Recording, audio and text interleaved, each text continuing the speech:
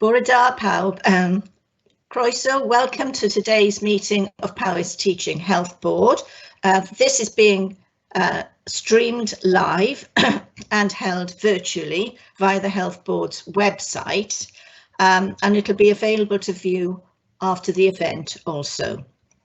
Later this afternoon, the board will hold its annual general meeting, and I do hope that everyone who wants to will be able to access that meeting and join us to share in the achievements of the Health Board made during the year 2020 to 21. Moving now to the agenda then, which is published on the website along with the papers.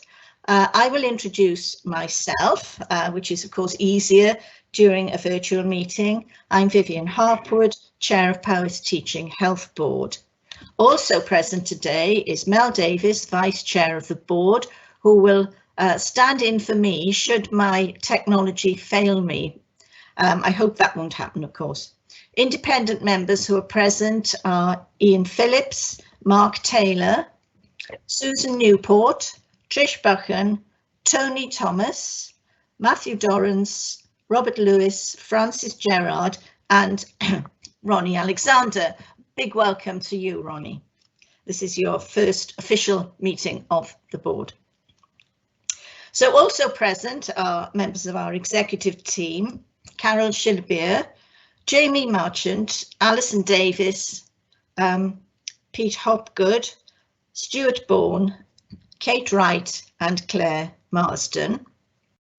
In addition, we have with us the board secretary, Andrea Blaney, who's here on behalf of the Community Health Council, and colleagues from the corporate governance team who will be supporting the meeting.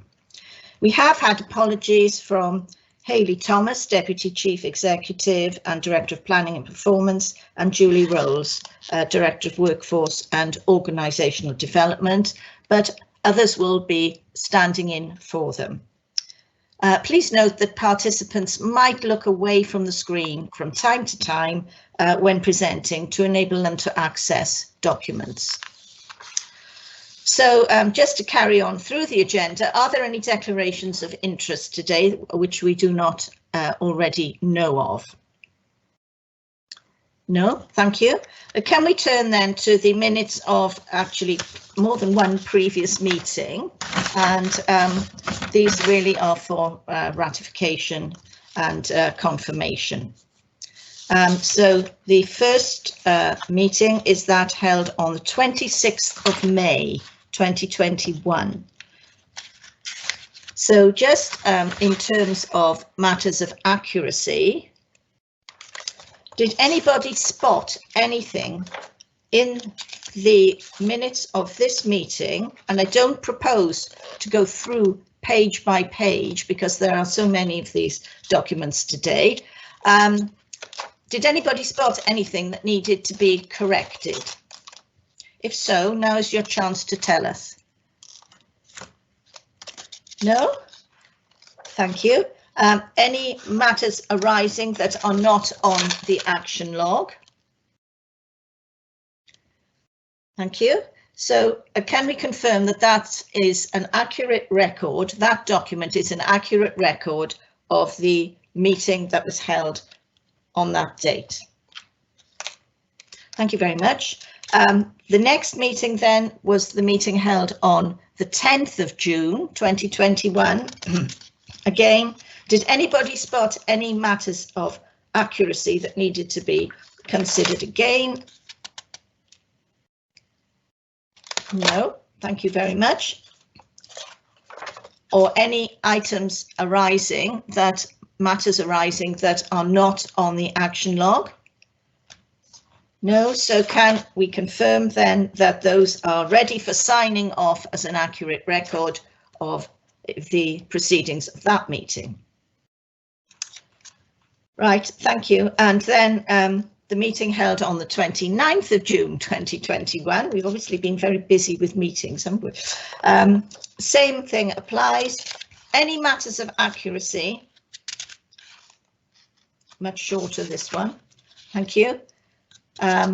I take it that there are not any matters of accuracy that we need to correct, and then the matters arising that are not on the action log. Good. So would you please confirm then that those are an accurate record of the meeting held on that date? Thank you very much. Right. There was, I think, an action log in the agenda. Could you please turn to that? Chair, I'm happy to talk to this if you would. Yes, please. Yeah. So there's 3 actions included on the log, all relate to actions that have been transferred to the Performance and Resource Committee log. And just to confirm, we've recently held agenda setting for the September meeting, and all of those have been picked up through that process. And then the final action relates to a planned discussion around workforce sustainability, and we will carry that forward into the new committee structure. Right, thank you. Thanks. Providing, of course, we approve it today. Yes. I'm sure, I hope we will, because we have discussed it already. Right, thank you. So there is something to report of an in-committee meeting. In the interest of transparency, there was a meeting held in private relating to non-emergency patient transport services and a contract award. I'm not sure, Ronnie, I don't know if you'd like to speak to that. It's simply for noting, but I think it's all pretty clear. Nothing to add, Chair. It's for transparency purposes. Thanks. Thank you. Right, so that brings us to the next agenda item, which are reports or updates from the Chair, Vice Chair and Chief Executive. So I'll just speak to my own paper, which you have in front of you. First of all, I'm delighted to welcome Ronnie Alexander, our newly appointed independent member. I've already done that, but I'm just reinforcing it, Ronnie, because we are so pleased to see you today. And it's really positive that we have all independent members' positions now filled. That's not to say that there will not be a churn in the months to come. Really, the main focus, I think, in my paper is on the ministerial priorities, and those are listed for your information. And then finally, our charity, which I'll speak to again when we get to the reports from committees. But just to say, it has been a successful year for the charity. A lot has been happening, and we're delighted to have been able to award sums of money for projects. So that's all I have to say. If there are any questions. No, thank you. Well, I'll hand over to Carol Shillaby, our Chief Executive. No, I think a Vice Chair's next. Apologies, Mel. Your turn next, Mel. So thank you very much, Chair. I really wasn't going to talk particularly to my report, except to say, obviously, the new minister is in post and the deputy minister, and there have been meetings with the vice chairs for both of those positions. And we have had letters back, which we'll be working through. And also that the partnership meetings, I would say, are firmly back up and running throughout the Regional Partnership Board. And also the North Powys, obviously, is back up and running. And that's really reassuring. So I'd leave it at that, but thank you. Thank you. So over to Carol. Borodar Pawb, morning everyone. So my paper has been pre-circulated, and I will assume that colleagues have had a chance to have a look at it. I too major on the priorities that have been set via the Director General, NHS Wales Chief Exec by the Minister. And important to note that those priorities do align to our annual plan that we approved at our last meeting. So that's very good news. I do just want to draw out, and I'm sure that we'll get an opportunity to touch on this later, but the current position in relation to the pandemic, and the sense that certainly at the time of writing, the numbers of cases were still climbing. We've seen a reduction over the last few days, but it is very clear that the system is under pressure. Both in terms of increasing impacts of COVID itself with staff absence, etc., but also with the demand for urgent and emergency care, non-COVID related largely. We will touch on vaccination later, I'm sure, during the performance reports. But I'm also just wanting to underline that we've continued to do our very best to ensure that our stakeholder community is aware of the current challenges and opportunities that we have. Pleased that we were able to host the Minister when she visited the testing centre in Newtown, and that we had an informal visit from Dame Kate Bingham, who obviously was the chair of the UK Vaccines Task Force previously. So just to bring that to people's attention, and we will touch on aspects that I've drawn out from my report in other papers throughout the meeting. Thanks, Chair. Yes, thank you, Carol. And on that last point, I'm very pleased to say that the Minister, in my own appraisal, was very complimentary about the vaccines in Powys, how well we had done, particularly leading Wales. So well done, everybody involved in that. Right, now the second, unless anyone had any questions for Carol, right, we'll go on to the second part of the agenda, agenda item 2.1, which is going to be a key document for the Workforce and Culture Committee, if that committee indeed is approved. And in the absence of Julie Rose, Carol will take that paper and speak to it. It concerns the organisational development strategic framework refresh 2021 to 24. Carol. Thanks very much. This is, as you say, Chair, a really important document for us. We signed off our annual plan at the meeting in June. The annual plan is about what we will do. The organisational development strategic framework is about how we will continue to develop ourselves as an organisation that is fit for purpose and is able to meet the challenges that we have in both the current climate and the future, but also based on the progress that we've made as an organisation over the last few years. So for colleagues who've been on the board for some time, you'll recall that the original organisational development framework was agreed by the board in May 2019. It was a 2-year framework that took us through to this period. And as the chair says, this takes us forward for the next few years.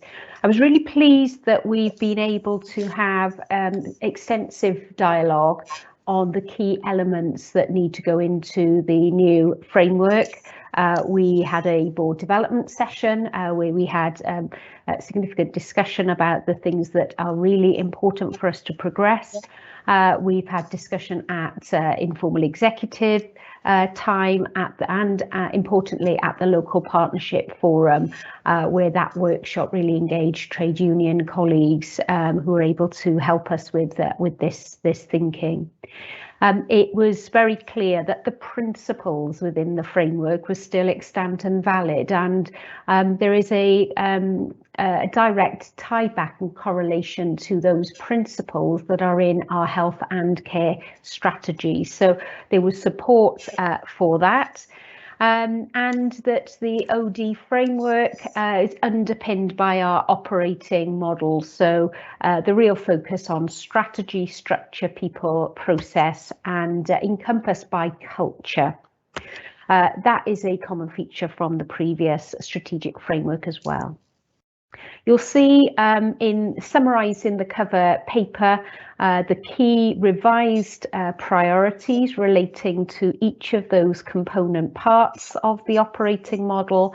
So in terms of people, we're proposing that we continue to invest in our board and executive team development that focuses on improving our effectiveness as a board and as a senior leadership team.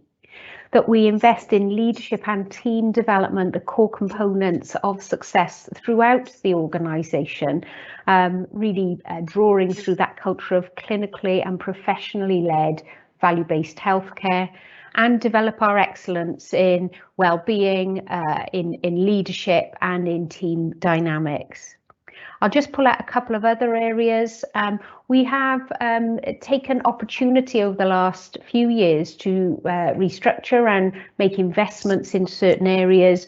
Our evaluation of that has been positive, but there is more to do at this stage. So we'll continue to implement an organisational design model that aligns to enable the delivery of the health and care strategy and invest in some specific organisational areas. We will, and I know the board recently had presentation on the Workforce Futures framework and our Health and Care Academy, but we will continue to develop further those innovative approaches that really underpin our grow our own model. On processes, I know that we'll be touching on governance later on, but implementing a governance programme that supports the development and implementation of our objectives, further enhance digital technologies and the way in which we use that, and strengthen our corporate business systems. And then if I can just touch on culture, we know that culture eats strategy for breakfast. So really key, and when we're talking about the proposed committee structures later, I would strongly advocate that our focus on culture is key to our success as an organisation. So we know that we've done a lot of work on this over recent times, but there is more to do. I'd like to just summarise then by thanking everyone who's participated in reshaping this organisational development framework. We will have an implementation plan should this be approved by the board, and it will be tracked by board committees, and then annually we will bring the progress report through to the main board.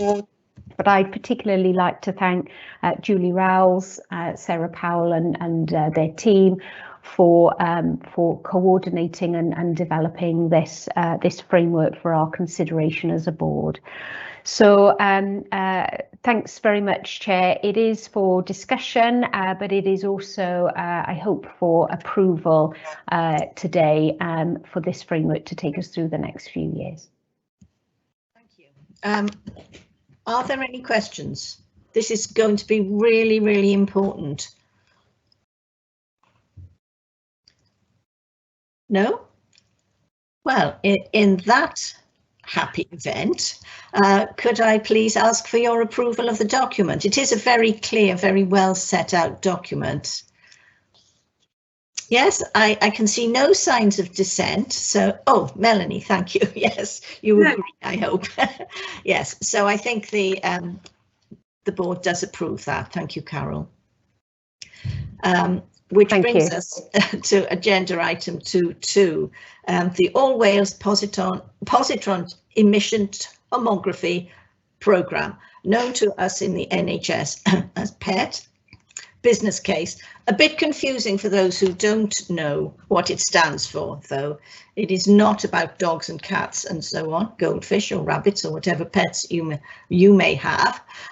It does have a very specific, very important meaning, and we are hopefully going to get that approved today. It's been requested by WISC, the Welsh Health Specialised Services Committee.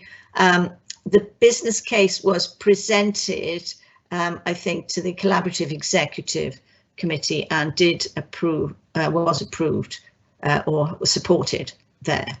So I think, Claire, you're going to take this. Yeah, thank you, Chair. So thanks, Chair, for outlining very clearly what we have to do with this paper. So this business case was presented to the Chief Executive Group of the NHS Wales Health Collaboration, and they confirmed their support for the All Wales PET Programme business case on the 18th of May. At the meeting, the Chief Execs agreed to a request for letters of support from their organisations to accompany the submission to the Welsh Government. So that's the request we have today, to agree that we will send, our Chief Exec, Carol, will send a letter of support on our behalf. It's worth noting that the Capital Estates and Facilities team at Welsh Government indicated that they were willing to accept the business case immediately following this endorsement. So as such, that business case has been submitted already. So just to add, the paper just outlines the recommendation, the financial investment that is proposed, and the plan over the next 5 years of how it will be implemented. So I'm asking that we approve a letter is sent in support of this, and I'm very happy to answer any questions. Thank you, Claire. Robert Lewis has a question. Thank you very much. I can see the need for more capacity in PET across Wales. I'm looking at this though from the Powys perspective. So my first question really is, are there other places, closer places, that people in Powys can and do go to? And the reason I ask this question is related to the financial side, because if we were to pay per scan, then that would be all right. But if we are contributing more to the infrastructure, then we might be contributing pro rata to infrastructure, which we will use less than other parts of Wales. And then finally, where's the fourth scanner going to be placed? I notice that there was a quote in the document. Someone said it's unacceptable to have to travel from Swansea to Cardiff for a PET scan. According to my AA planner, that's under 1 hour. And of course, as we know, in many parts of Powys, 1 hour is nothing at all. Thank you, Chair. Thank you. Carol, do you want to take that? Yeah, thanks very much. And Claire may wish to add in. Thanks very much, Robert. I think the points you make are really important. So we know that people in Powys, and not just in Powys, but people in Powys have been travelling some significant distance for PET scanning in North Wales and across the border into England. To some extent, we recognise that this is a sort of specialist type diagnostic sort of intervention, and the benefits of having that are felt to sort of most of the time at least outweigh those challenges about transportation. I have sat around the WISC table for 6+ years now, and we have been discussing the clinical need and demand for more access to PET scanning, and Wales unfortunately is behind in that provision when compared to our English colleagues. That said, opening up more capacity, we really do need to bear in mind it being as accessible as possible. So I know that the North Wales Centre is very keen that we see ourselves, particularly for the north of the county, saying accessing services in North Wales. I think there's a bit more discussion to have about the final site, Robert, if I'm honest, and we'll need to take into account the demands and the estates, etc. But wherever that will be, a key factor is accessibility. So my role on the WISC committee is to try to ensure that all Powys residents can access this. On money, there is something called a risk share agreement, an arrangement that we have with WISC, which gets calculated about how much we use of a service and therefore how much the contribution will be. The last risk share adjustment actually took place about 2 years ago. It did mean that we had an increased contribution. There wasn't a risk share readjustment last year because of the pandemic, but we have just gently reminded WISC that we will expect that to be reviewed again so that we can get the right level of balanced contribution from the Health Board. Because we're in the more unusual situation of accessing both South Wales and English system services for our population, we do at times need to split the contributions in relation to that. So we're used to having more complex funding formula, similarly for North Wales as well. So I hope that helps give a bit more background, Robert. This is one that is under development here for the next 5 years.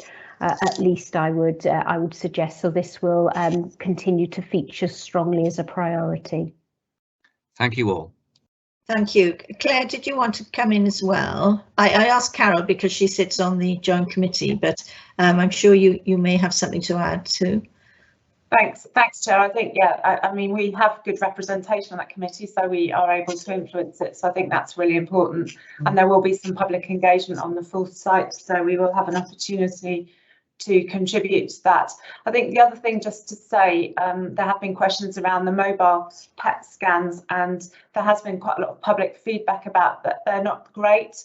You often, this is a level of detail that may or may not be useful to know, but people having these type of scans often need to access a toilet during the process, and that means them going in and out of the scanner and accessing different venues and things, and that has been quite problematic for people. So a static offer is actually better for patients, and that's why this decision has been made for patient comfort and based a lot on patient feedback. So there has been a lot of engagement with the public on how we go about this piece of work. So just to add that, really. Right, thank you. And I really welcome this because at the moment, many of the applications for PET scanners, which are so important for our patients, are being dealt with on an individual patient funding basis in WISC.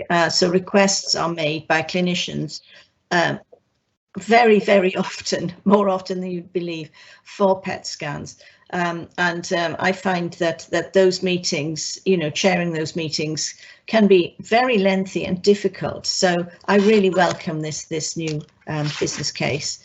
I think we have further questions, one from Mark and a comment from Ian. Thank you, Chair. Yeah, it was a very interesting business case and one which showed, unfortunately, where we are in comparison with many sort of comparators across the world.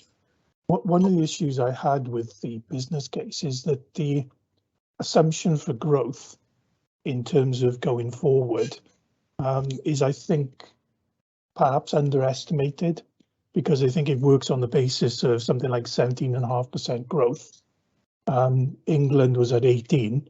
So I think we need to look at that capacity and actually increase it, if at all possible. And if otherwise, I think we're going to fall behind again. But it's to be welcomed in terms of seeing the progress. And hopefully it allows consideration of other scanning technology as well. I realise how advanced PET is, but there are other scanning systems which potentially could be looked at a sub-regional level, which again may fill gaps in that strategy as well. So an overall picture of scanning would be welcome from me. Thank you.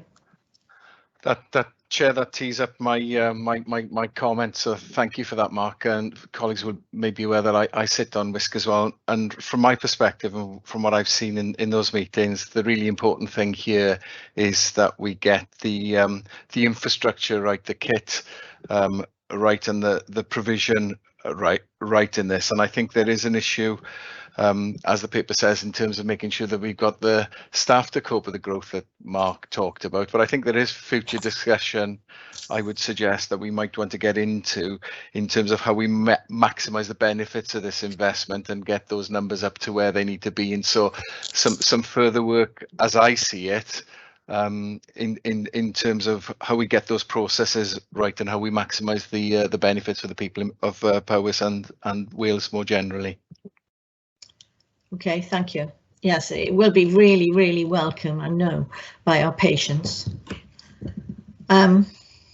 Right, now we're asked to approve that business case. Do we approve it as a board? Good, thank you.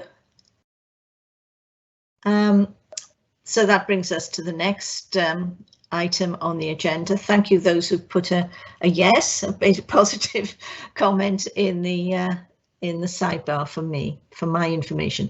Right, so the next item is very important indeed, and it's Claire Marsden again. So please, thank you, Claire, if you could come in with that. Thank you, Chair. So this paper is a requirement for all health boards to produce an annual report which outlines the steps that we've taken to achieve our strategic equality plan. So this paper has just outlined really what the activities that we've had during this year, really. And I think it's really worth noting that despite the challenges that we've had during the pandemic, we've actually made significant progress with some of the objectives that we've had, particularly around Welsh language and also particular communities that are hard to reach. COVID's probably really highlighted some of the challenges that we've had, and we've been able to respond to many of them. So the paper clearly outlines the activities that have happened this year.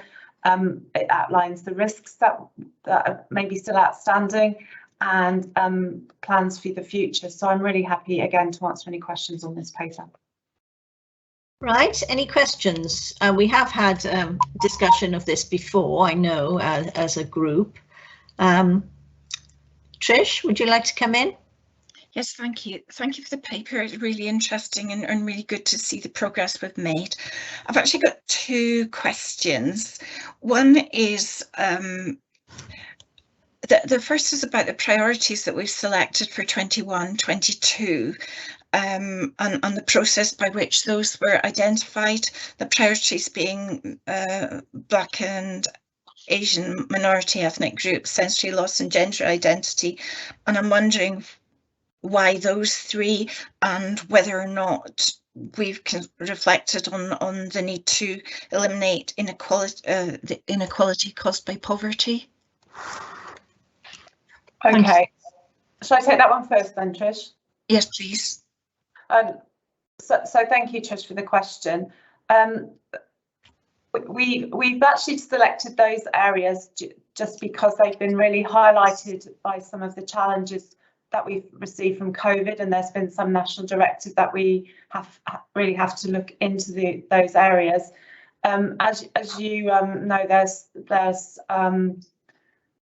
new litigation that's saying we have to look at economic issues around our population. So that's a piece of work we have to do anyway this year, Trish, looking at, you know, each of our equality assessments, making sure that's something we take into account with every new piece of work that we do. So we've kind of taken that as a read that we have to do that now, as we have legal reasons to do it with every piece of work that we do. So we've not particularly set that as a target because we've just accepted that as a piece of business as usual. We have to bear in mind with everything that we do going forwards. That there are many areas that we need to look at, and I think one of the things we realise is if we try and do all of them every time, we can't really give them the time and energy that they might need. So we've looked at the areas that have arisen as issues this year and decided to spend some time on these. We recognise we need to do some public engagement, probably looking at this going forward, and that's been very difficult this year, and we will make some plans as how we do some more of that in the coming year going forwards. Thank you. Thank you. Can I ask the second question? Of course, yeah.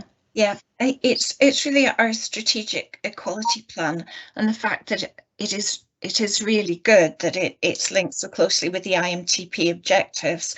But I'm wondering, given that a number of them are really about partnership activities and the way that we work in partnership to address the issues of equality, how will we as a board have oversight to assure ourselves that this is going forward?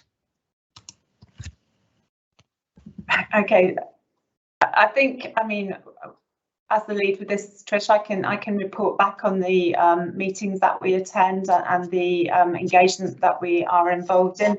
We work very closely with our partners. We have regular meetings with Pavo and the other equality leads across the whole of Wales, actually looking at what we're learning from our partners and what we need to do going forwards. As you know, we work very closely with the council. The volunteers would be a really good example of the work we've done this year, which has been done in partnership completely and very successfully, and certainly it's helped to contribute to our success with the vaccination programme. So that's a really good example of partnership working. So I'm happy to produce more guidance on the involvement we have with partners to do this piece of work to assure the board. I'm not sure if any other board members want to come in to say yes, perhaps Rani can help us with that one. Yes, of course. I recognise slightly ahead of the item, but the next item around committee structures proposes the establishment of a workforce and culture committee, and that committee would have a clear remit in terms of the equality agenda, diversity and inclusion. So I think that the work programme for that committee really can tie in the progress that we would expect to see on the delivery of that plan. I hope that's helpful. Yeah, thank you. You're happy with that, Trish? That's reassuring, isn't it? Yes, thank you. It's just about clarity about how we receive that assurance. Thank you very much, and thank you for the work. Thank you. Melanie, would you like to come in? Yes, please, Chair. I was just going to ask really on the second part of the paper, which is the workforce again, on the equality, and just very, really interesting work going on, which I wasn't aware of, about both the Menopause Cafe, the neurodiversity networks and the Career Wales career events. So I'm just highlighting this because I found that very interesting. I haven't heard about them, I wasn't aware of it, and I'd just like to say thank you for the information, but also ask for an update when we are ready to receive it, because I understand there's work going on, as the paper says, about the gender pay gaps in the report, which are the second half of the report again. And I understand that work hasn't been bottomed out yet, but I'd be very interested to know how that falls out, because it's quite interesting, obviously, because I thought we'd done quite a lot of work on that, and it's a different way of reflecting on that. And so I was, again, unaware of that and how we use that to get to understanding what the pay differences are and why. So I'd be very interested in hearing that when it comes back through. Thank you. Thank you, Mel. Yes, the format in which we report that is set out as a template, but I know Julie Rouse is keen to look further into that and has commissioned a piece of work to look further at that at the moment, so she'll be able to update us when that work is completed. Thank you, Mel. Thank you. Thanks. It is important that that everybody gets to know about these developments. Matthew, you would like to come in?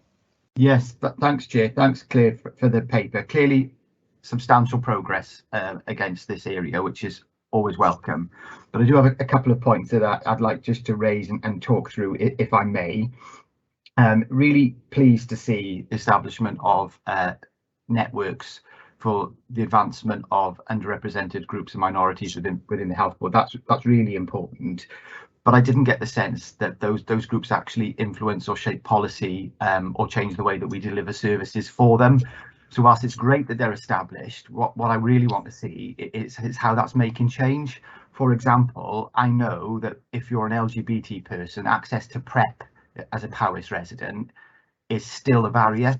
You have to travel outside county for a number of assessments. So how is the LGBT plus group affecting change on that to ensure that our population can have fair and equal access to people who live outside of Powys?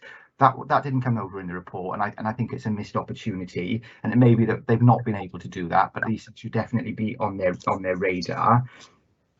Furthermore, it was really good to see an establishment of a gender identity network. I think that's really great to start positioning this health board as a trans ally. I think that's really valuable. But when it looked at the workforce data equality annual report, we only gave people the option to define as male or female in a very binary way.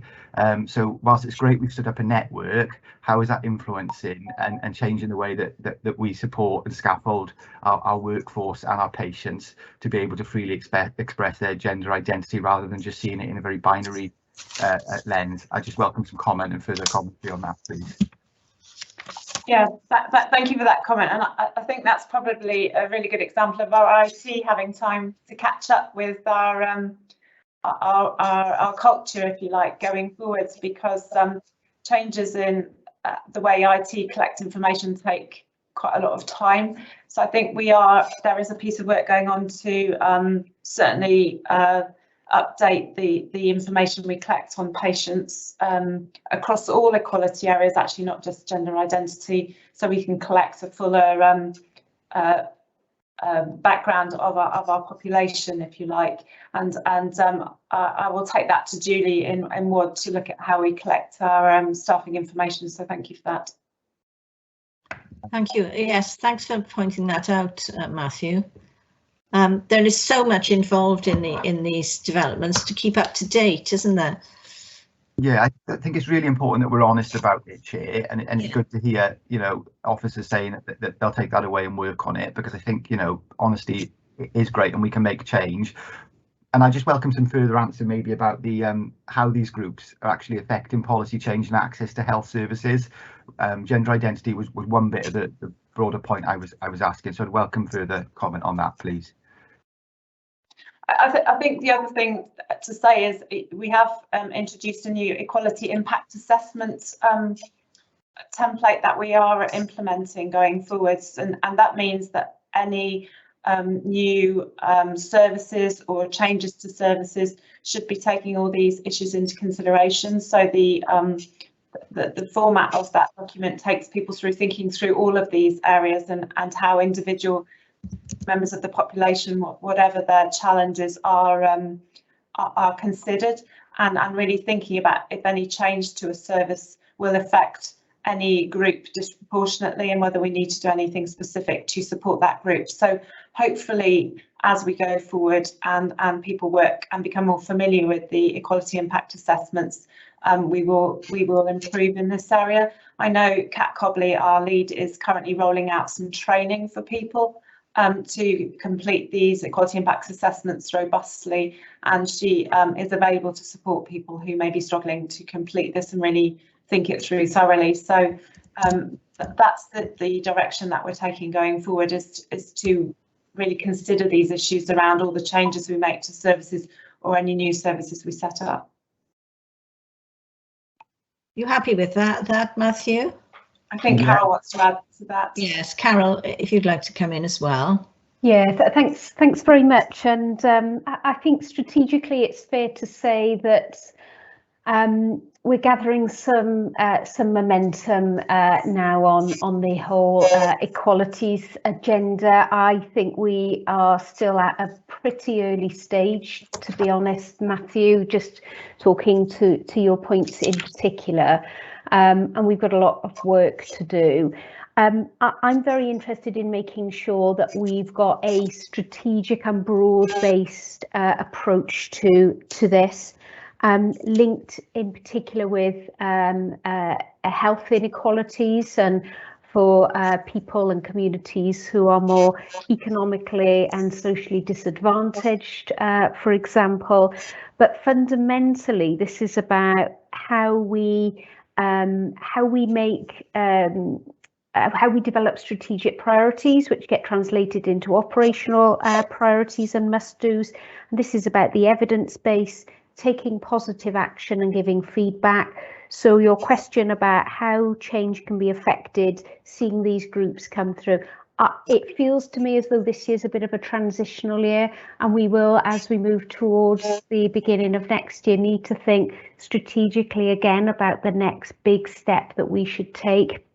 So I think this takes us so far, but we've got to weave in that more sort of systematic approach that will, I hope, respond openly and transparently to the issues that you're raising, and that we're able to demonstrate to the public that we are listening, that we consider, and then we take the action that we are able to take as a result of their feedback to us. So lots to do, Matthew, I think, but at least I do feel that this is now very firmly a priority on our agenda.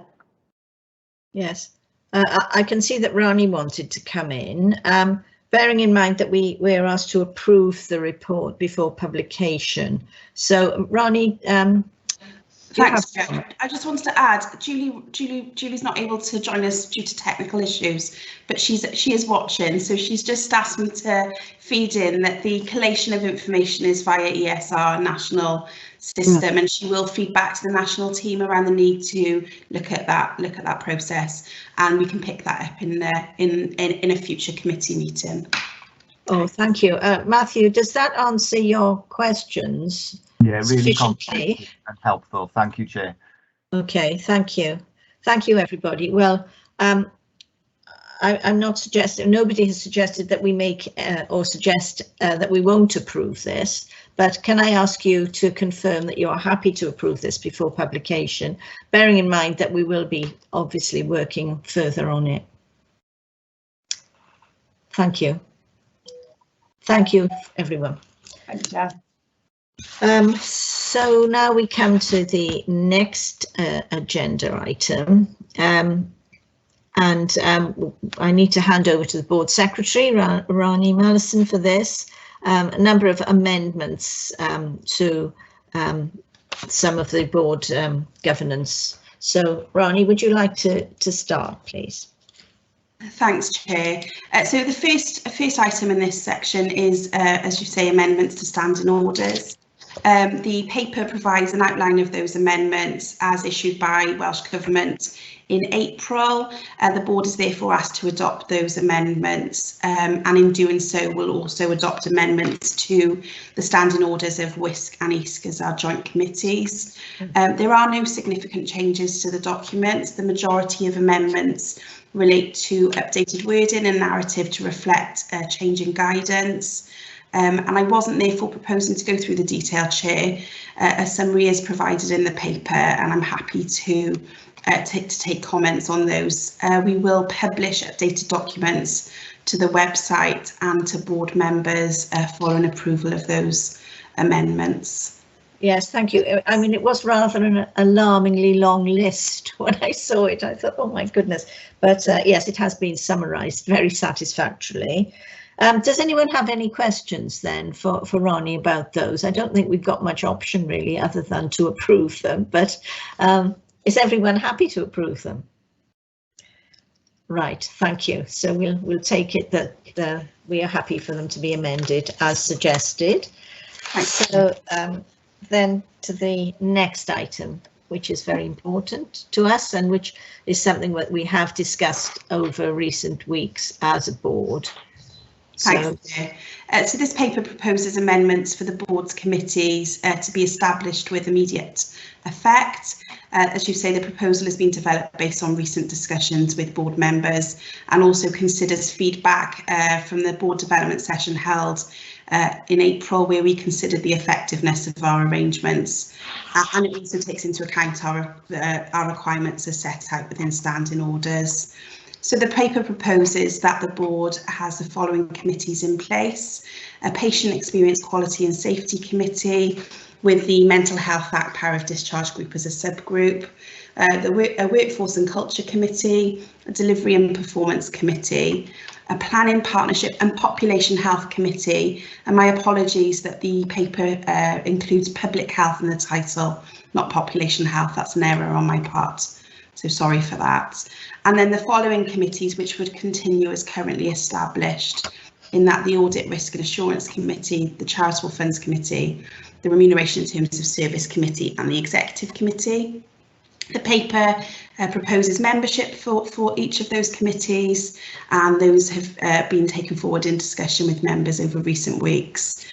Terms of reference are under development, and we propose that they are brought forward to the board in September following development with respective committees. Meeting dates are included in the paper, and work programmes are also under development and would come back to the board in September alongside those terms of reference. Chair, I'm happy to take each committee in turn if that's helpful, but happy to open up for comment more generally if that's yes. Yeah. Thank you, Roni. Are there any comments or questions? We have, I think, considered this at some length, so already, and people have been spoken to individually about it. Does anyone have a question? I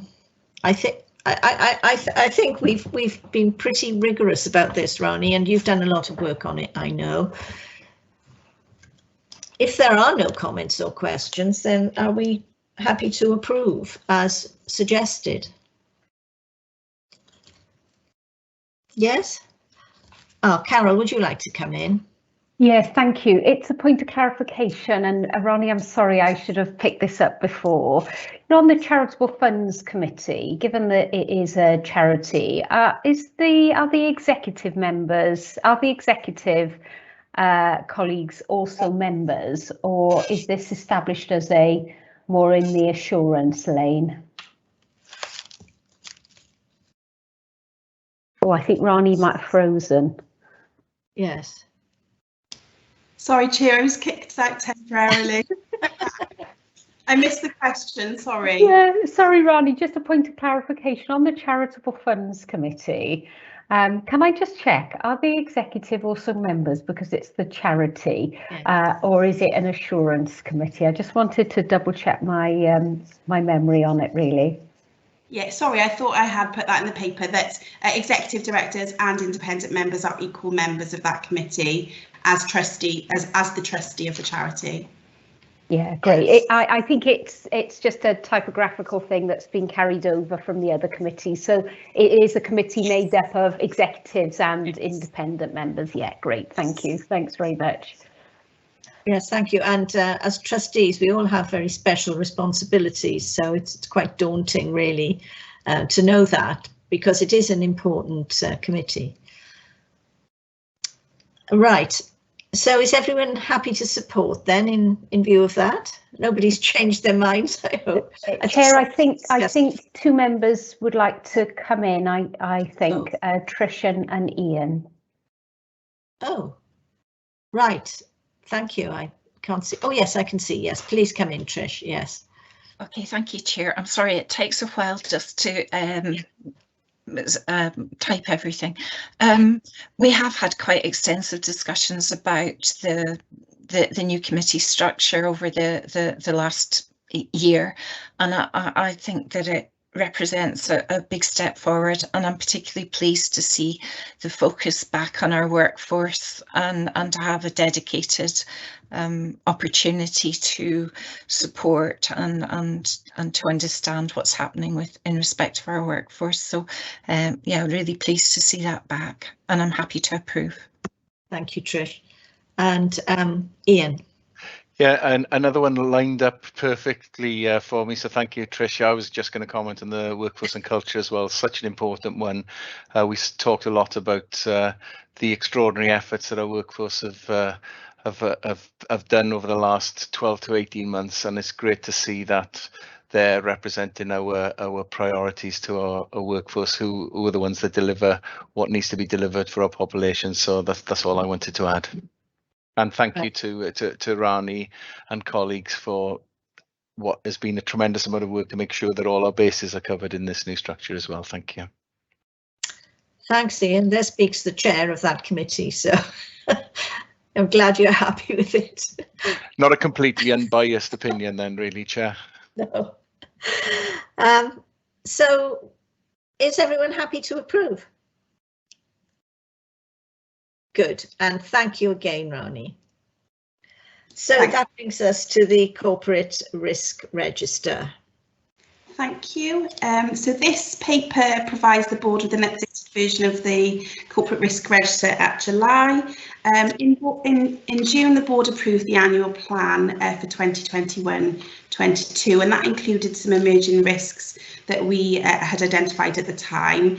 Those emerging risks have now been mapped against the corporate risk register, and executives with their teams have undertaken a thorough review of those risks to ensure that the corporate risk register now fully reflects the risk to delivery of the annual plan, alongside risks that could impact the overall operations of the organisation. That risk mapping is included within the paper, along with proposed changes to the register, and they are summarised in figure 2 of the cover paper. I wasn't going to propose taking us through each risk, Chair, but I'm happy to take questions. I can take us through each risk if that's helpful. It may be easier to open up for comments at this stage. Yes, it may be that people have spotted a particular risk that they think they want to talk about, so perhaps we could do it that way. If I could just ask, Chair, that risk owners support discussion, yes. That would be helpful, thanks.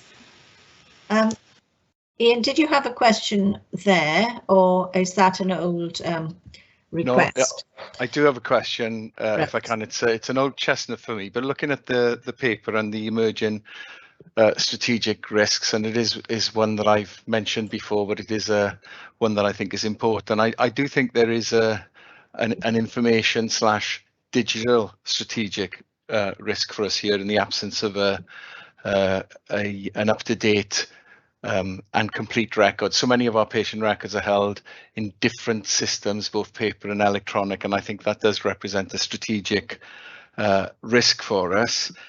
When I look at the page 3 or whatever it is with the emergent strategic risk, for me, there's a change management and a workforce sustainability piece relating to that. There's definitely one in terms of the potential for poor quality of care, particularly as so many of our patients are having to travel between different service providers, and the ability to have up-to-date joined up information is really, really important there for me as well. And I think there's an issue for staff in their ability to maintain numerous separate records. So I do feel very strongly that there is an information / digital strategic risk. The final bit for me is inequity of access as well, which we know digital poverty is an issue for us. Accessibility is an issue for us in Powys as well.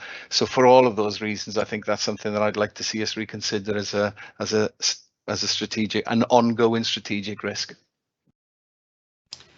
Chair, I can respond initially, and perhaps Pete and Carol could come in.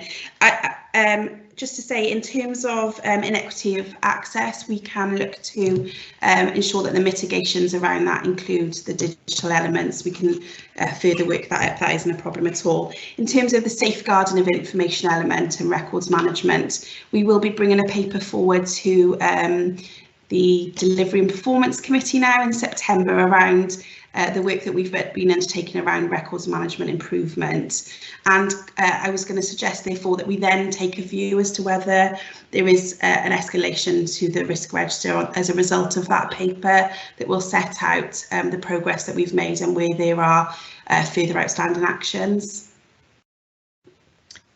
Ian, you happy? That's good to hear, thank you. Okay, thank you, Ronnie. And Carol, did you want to comment as well on that? Yeah, thanks, Ian. There was a huge amount in what you're saying, and just to unpick some of that, inequality is key, and one of our emergent risks is in relation to that. That can be perpetuated in some cases by digital means, and we're really alive to that. And in this year's annual plan, of course, there is the work that we're doing to help to support people to digital inclusion, really people to be able to use the technology. I think this is one, in fairness to you, that you have raised from time to time, and I think we do need to keep it on our radar. I think the last year, 18 months, has been a real accelerator in terms of digital, and I think we're raising our ambition and our own expectation as well around what we can and should be able to achieve. And there's some very important aspects in the digital part of the plan. But as Ronnie said, let's keep this under review, and if we feel that actually there is an increasing risk, or there is more that we should be doing, that we can look to reflect that through this process as well. So hopefully that's reassuring that we're recognising the issue, Ian. Thank you. Thank you. Yes, I knew, I had somehow a feeling that Ian might raise that. So thank you again, Ian. Mark, did you have a point to make? Yes, thank you, Chair. It's around risk 5. And just wanted some clarification if I could. We've altered the risk target in that instance. We've kept the risk score the same. So am I correct in thinking that that reduces that in terms of the overall risk profile? Thanks, Mark. I know Hayley's not with us, and I will try and respond. And Carol's happy to come in as well. But from my perspective, in undertaking the review of the register, we looked at risk target in line with appetite. There had been little movement in terms of the management of this risk, and the target was very low. And so we'd had a discussion about, is that target ever realistically going to be achieved? Or will we need to accept that there will be a level of risk that we always have to tolerate in relation to this? So there was an adjustment of the target level rather than the risk that we hold and the profile around that. So that was from my perspective, but Carol. Yeah, just to add in, Mark, Ronnie and I gave this one a good going over in terms of as we were discussing this, because this has been on our risk register for a long time. This is really about, so is health provision being compromised by our health board estate? And we really started to take apart likelihood and impact, bearing in mind the investments that we have made over the last few years. And again, you'll see later on, obviously, the capital investment's gone up again this year on some of what I'd call the fundamental elements as well around health board estates. So I think we reflected that really the likelihood has been reduced, and we were thinking in that regard, particularly about what our level of tolerance is. Can I just give an overarching comment on the risk elements? We know that we're, again, a developing organisation in terms of risk management. Some of the challenge that I've been putting in is really about whether we are a bit too, pardon the pun now, risk averse, whether we've really taken apart and got underneath these risks. And I know Ronnie helped us in an informal exec. We had some discussion a month or two back. We're going to plan to do it further. So just to give you some reassurance that these are very live issues, and we're really challenging, particularly where we've had a long-term risk that hasn't moved. So what is that about? Is it because we've been overly cautious? Is it because we're not taking sufficient action, or that the action isn't having an impact? So I'm pleased with the level of discussion we're having to get underneath this. So you might see a bit of this movement coming through. So please do, I'd encourage that challenge and questioning, because it's really helpful to us as an executive. Thank you. It was understanding the approach.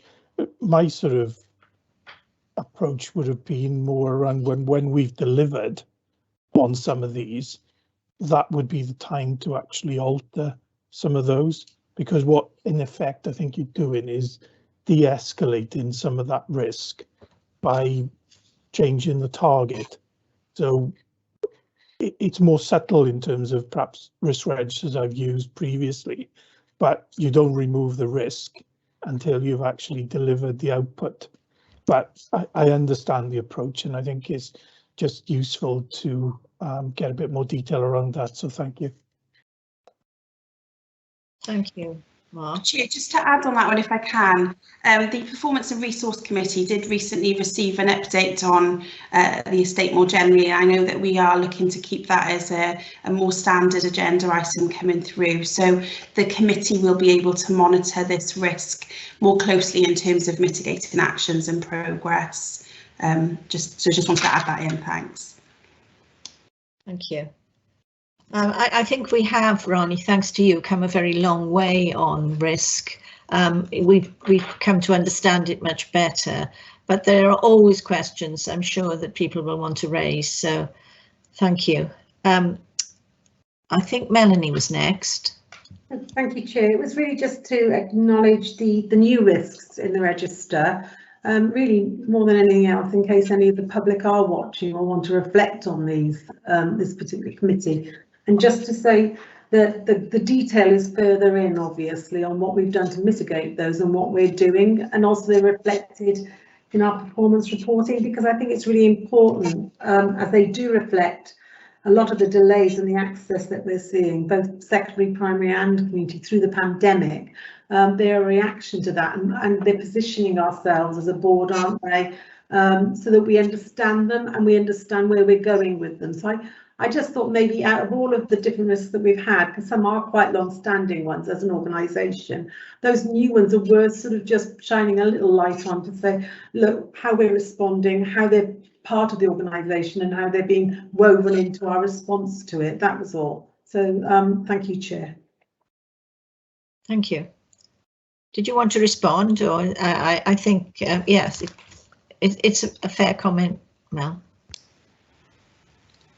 I'm happy just to add, Chair, that for me, the risk register is a key document that should inform the board's focus and business for the year ahead. And I think there's some work for us to do in reviewing our reporting templates, etc. And the opportunity that there is for us to be really clear about where papers come through, that they are in response to those risks that we've identified. So we can pick that up now to make that more transparent for the public. Thanks. Yeah, thank you. Trish, you're next, then Jamie. Thank you, Chair. It's building a bit on Melanie's comment about the new risk, but I was looking at the new risk CRR4 around partnership, ineffective partnership working and governance. And I wonder, given that so much of our work this year is with partners, why you've scored the impact as 3, and whether or not somebody could talk me through that. I don't know, do you want to come in on that, Ronnie? Or sorry, Chair, I was just getting the paper. So score of 12, impact 3. So this is about the governance arrangements of our partnership working at this stage. This isn't about the effectiveness of our partnership relationships. So this is about us being clear as a board about where delegations of decisions are made, how we bring through assurances and structure our business to bring through the elements of partnership working, rather than the effectiveness of the relationships, if that makes sense. Okay, that's helpful, thank you. Yeah. Thanks, Trish. And I think that the new Planning, Partnerships and Population Health Committee will have a key role in monitoring this risk, being clear that we are strengthening our governance arrangements, and that therefore our relationships are effective and we're delivering on those plans and agendas with partners. Okay, thank you. I'm chair of that group, so that'd be interesting. Thanks, Trish. Thank you. Jamie? Yeah, thanks, Chair. I won't turn my camera on because a brief comment is that thanks, Mel, to recognise your comment. I think you're referring to CRR 13, which is the one that shows the combination of our provider performance, but also primary care and GMS in particular. I think you're absolutely right, Ronnie's comment. This is a key piece of work that we're continually focused on, and does demonstrate the actions that we're taking and will continue to take. And also flag up to colleagues, of course, as you know, that on dental, we've taken a paper through one of our committees in recent weeks. Out of hours is coming to P&R committee in September. And also access went to our Experience, Quality and Safety Committee in recent weeks. So it's holistically showing the work we're doing in partnership with our contractors as well as a provider directly. But thanks for flagging up, Mel. It is a new risk, and we continue to finesse and manage and focus on that in the coming weeks and months. Thank you. Thank you, Jamie. I mean, it's very good to have had this opportunity to review the risk register, because it's very important to keep our eye on it and keep refreshing. I think it's there have been some very, very useful comments made, so thank you, everyone. I'm wondering now whether we can move ahead and approve the proposed amendments. Everybody content to do so? Thank you very much. I can see that people are, so thank you. Now that brings us to the time. Well, not quite the time, actually. We've exceeded ourselves this morning. So in advance of the time that we'd originally scheduled for a comfort break, which was 11:35, can I ask if you're content to have a comfort break now? It's by my watch about 10 past 11. Can we come back, please, at 20 past? Or would you like a little longer? Time to grab a coffee then anyway, and come back please by 20 past, and we'll see how many people we've got on board at that time. Thank you very much.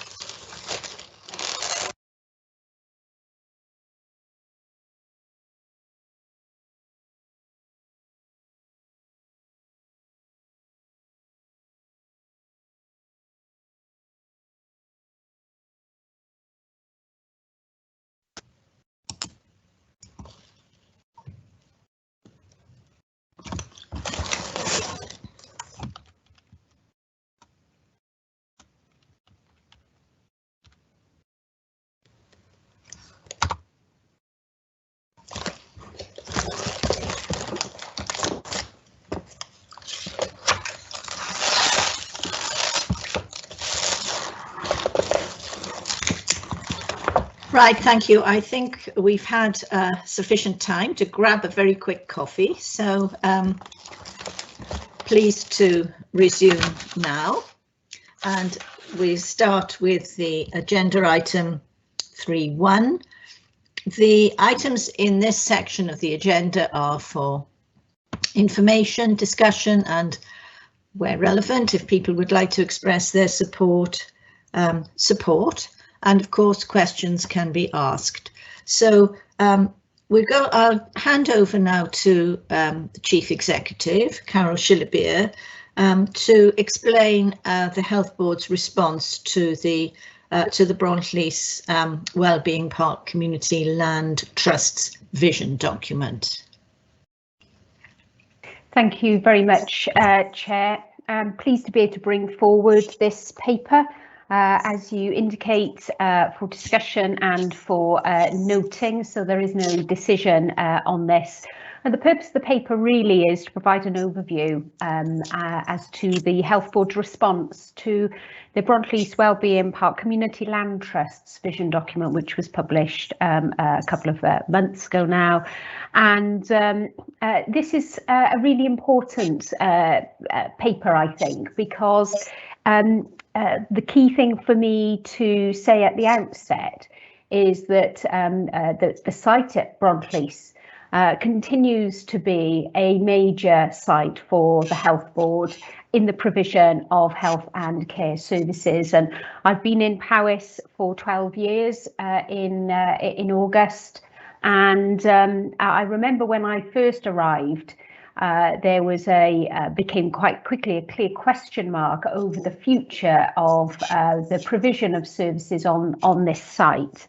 And therefore there had been a history of the uncertainty about the commitment of the Health Board to the Brontleys site.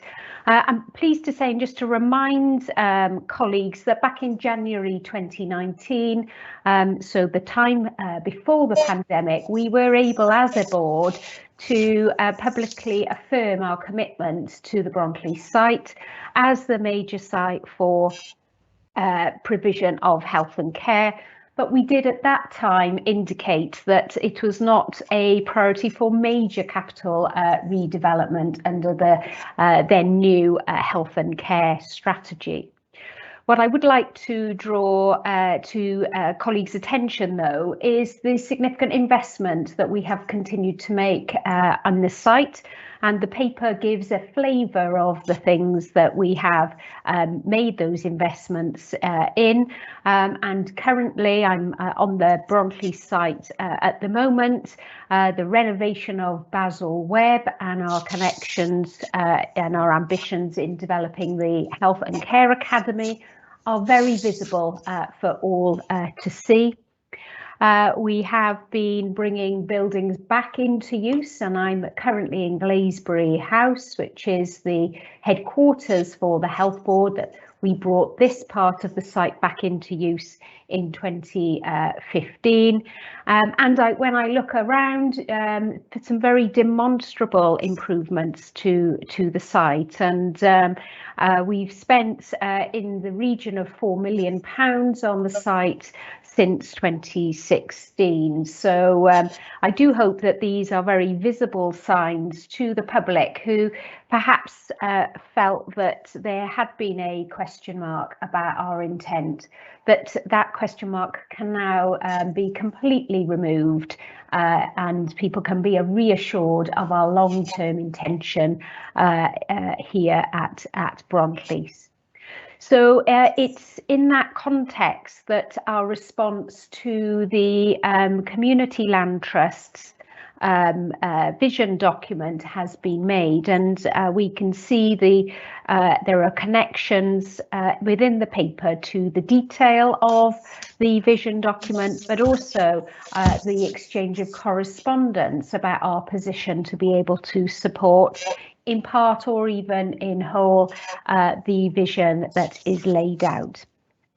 We are intending to meet with the Community Land Trust, and I know that meeting is being established so that again we're able to put across very clearly our position and take any feedback on that. But given the amount of consideration that there has been, I think the Health Board is pretty secure in its position in terms of the importance of this site for health and care. And in so doing, I think the opportunity to develop further the chapel, for example, and our grounds and gardens for the benefit of patients and staff. So I wasn't planning to take us through in detail, Chair, the core aspects of the report that's been provided, and there is a lot of detail in the background documents there. But very happy to take any comments and questions on this position ahead of the meeting with the Land Trust. Thank you. Thank you. Francis Gerard, independent member, has a question or comment. Well, it's basically a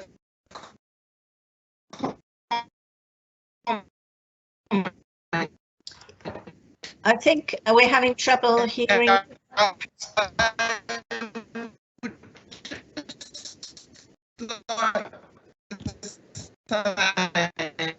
Francis, I don't know if other people are having difficulty, but I think there's a problem with your connection. If you could try to get that back, we would like you to come in if possible, of course. I'll take Melanie. Apologies. Oh, there we are. Perfect. Sorry about that, internet problems. But basically, and also, can I, the one thing that those of us who've had to do things with mass events have realised is also how precious your outside space may be in the future if we have anything similar to the current COVID in terms of carrying on education for people, because, you know, so it's enormously important that we preserve those wonderful resources as we have them. That's my only comment. Thank you, Francis. Melanie?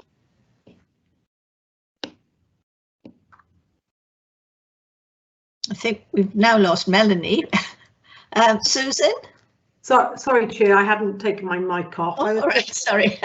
My fault. I was just saying I had reflected on these papers, and these are obviously, the Wellbeing Park is a community group that's local to the area and is obviously very keen to try and enhance the provision that they see in our area.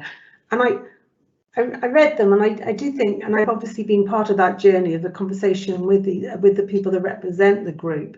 And I do think it's a real shame that right the way through we haven't had a sort of a sense that it is a concern that the community haven't understood our message to say that the actual site is in use and has been since, as you've just outlined, 2015, proactively engaged in updating the Bronclis site.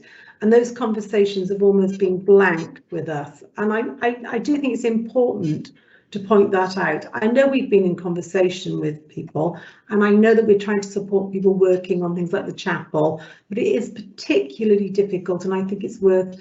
So I welcome this because it outlines that journey through, and I hope that members of our community that are local to the Bronclis site read the full documents on. It's well over a decade since this site was anywhere near under threat. The work that's gone on has been comprehensive and continues to be so as an investment from a Health Board point of view. It is very sad, I think, that the conversation has just been about developing this site for housing and for other elements like that, which we're never going to, from my view and from the backgrounds and the information we've had, be realised. And I think it's important to put that out in front of the committee as well, because I think that we do need to move on from this and continue our business, particularly in this particular climate with the pandemic. Thank you. Thank you, Mel. Susan Newport, independent member. I just wish to say to the board and the public how impressed visiting nurses from Cardiff and Vale and Anara and Bevan health boards they're very impressed with the Brontleys site and indeed have said, you know, how fortunate I and we are to be based there. I think we're very lucky indeed. Thank you, Susan. And I would add to that the site is crucially important for our patients, in that, you know, we have people being treated for some quite serious psychiatric illnesses on the site whose confidentiality needs to be respected. Some are brought in by the police under Section 136 of the Mental Health Act. Then we have other people on that ward who are recovering and who need uninterrupted peace in beautiful surroundings. How fortunate we are as a health board to be able to offer them that. Again, we have a palliative care suite, which was for which we thank the Friends of Brontleys Hospital who contributed to the refurbishment. It's a lovely, peaceful site there. And of course, we have a mortuary. All those things are very, very powerful arguments in favour of retaining our commitment to this hospital site. I can see, Carol, did you want to respond? And Ian wants to come in as well. Yeah, Ken, perhaps I can come in at the end after Ian, if that's okay. Ian? Thank you, Chair. Thanks for the paper. I think it was clearly laid out a lot of detail in it. I'm just reflecting really on the fact that I don't have the history, but certainly nowhere near as Mel has mentioned earlier on. But I am aware that we've spent a lot of time talking about this as a board, and I think my reflection is that there is that the Land Trust are either unable or unwilling to accept the health board position, and I am concerned. I think the meeting is crucial, but I do have some concerns that we seem to be unable to change that unwillingness or unableness, if there is such a word, to do that, and it is occupying a lot of health board time and taking colleagues away from, you know, what has been really important work over the last year. I mean, we've had an unprecedented year, and this issue in the middle of it. Clearly, it's really important to engage with our community. I accept that completely, but as an independent member, I'm concerned at the disproportionate amount of time this is taking for the board at these unprecedented times. Yes, thank you, Ian. And further to that comment, of course, we are willing to work with all our community groups, and there is common ground, but on a very limited basis with this particular group. You know, we know that work could be done on the gardens and the chapel and so on. And we're more than willing to engage with all of the interested community groups on those sorts of projects. Mark, would you like to come in? Yes, thank you, Chair. It was a good report in terms of giving me some of the background that probably happened before I joined the organisation, so I welcomed that. I think it's picking up a couple of points from earlier. There's very specific situations in which a community land trust is actually relevant to taking forward projects, and that tends to be in terms of securing funding and mechanisms which other bodies probably couldn't access or wouldn't actually find relevant. But this isn't one of them. The land is owned by the health board, and I can't see any reason why that would change, and no advantages to that happening in terms of a transfer of anything to a community land trust. There may be other projects in the area which would benefit from their input, but I just don't see it as being applicable to this particular site. Yes, thank you. And I do think that there is legislation in England which is used by community land trusts, but that does not apply in Wales. And thereby might arise some of the confusion. A quick comment from Susan. Thank you, Chair. It's just that I feel very strongly that the work ongoing must always be for the benefit of our patients and our staff. Yes, thank you. That's precisely. Carol, are you ready to? Yeah, That's great. Oh, thank you very much to members for the comments. I was just going to reflect on a couple of them really. And first of all, to agree with Francis that outdoor space has never been more important or valued, and I think that there is certainly potential for us. We've been discussing the outside learning space at Basil Webb more recently, so that is potential further development. But also the wider grounds themselves, and I know that there's a lot of enthusiasm around that. We personally, some of us as execs have had walking discussions as we walk around the site, and there are different ways of doing work and exploring and using the outdoor space. I think there's a couple of comments that were made reflecting really on the communication and engagement, particularly with the Land Trust. And if Hayley Thomas had been here, she would be able to attest to the number of interactions that there have been, and herself and Wayne Tannehill. And I'm grateful to both of those colleagues for looking to build those engagement and communication opportunities. And so, yes, I do agree. It's rather disappointing that we've got to a place where we have had to say pretty publicly about our position. And we do that for the avoidance of doubt, because the last thing we want is for members of the community to think that 10 years on, as you say, Mel, that there is any doubt about our commitment to this site. I also hope, particularly picking up Ian and Mark's comments, that putting our position out here can help to draw a line now, because there has been a lot of dialogue. We're an extremely busy organisation, still in a pandemic, and still trying to focus on the harms and the broader issues and impacts that have been on our population. So I hope that this report does help to clarify that position substantially and enables us to move forward. So I'm grateful for all of those comments, and in so doing wish the Land Trust well in pursuing those other areas that Mark has highlighted, because I would just say I think they're a very motivated group, and I'm sure that benefit can be drawn in other parts of the local community, but unfortunately not to the scale of their ambition on this site. So thank you very much, Chair. Thank you, Carol. And just to round that off, this site is for the benefit of our patients who live in the area. So, you know, it is very, very important that we protect it and ensure that it's used for that purpose and for educating staff and new staff for the future. So thank you. Perhaps we could then, I'm very grateful to everybody who contributed to that. We have suggested a date, the 1st of September, when we might meet with this particular group, and we'll see what the response is to that. The next item, agenda item 3.2, will be presented by Claire Marsden again, Director of Therapies and Health Science. Thank you, Chair.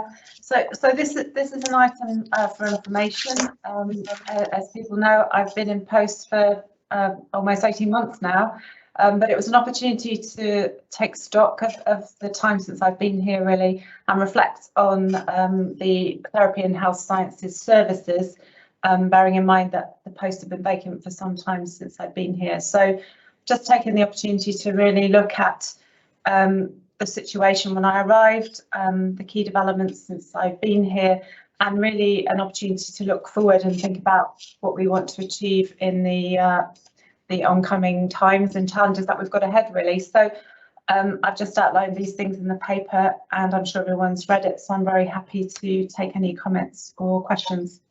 Yes, thank you. Very informative and interesting report. Trish?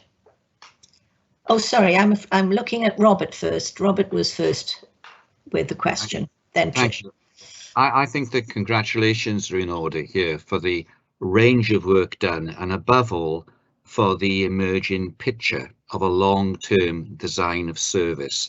This group of specialisms is in the forefront of the repatriation of service, with all the benefits that that brings.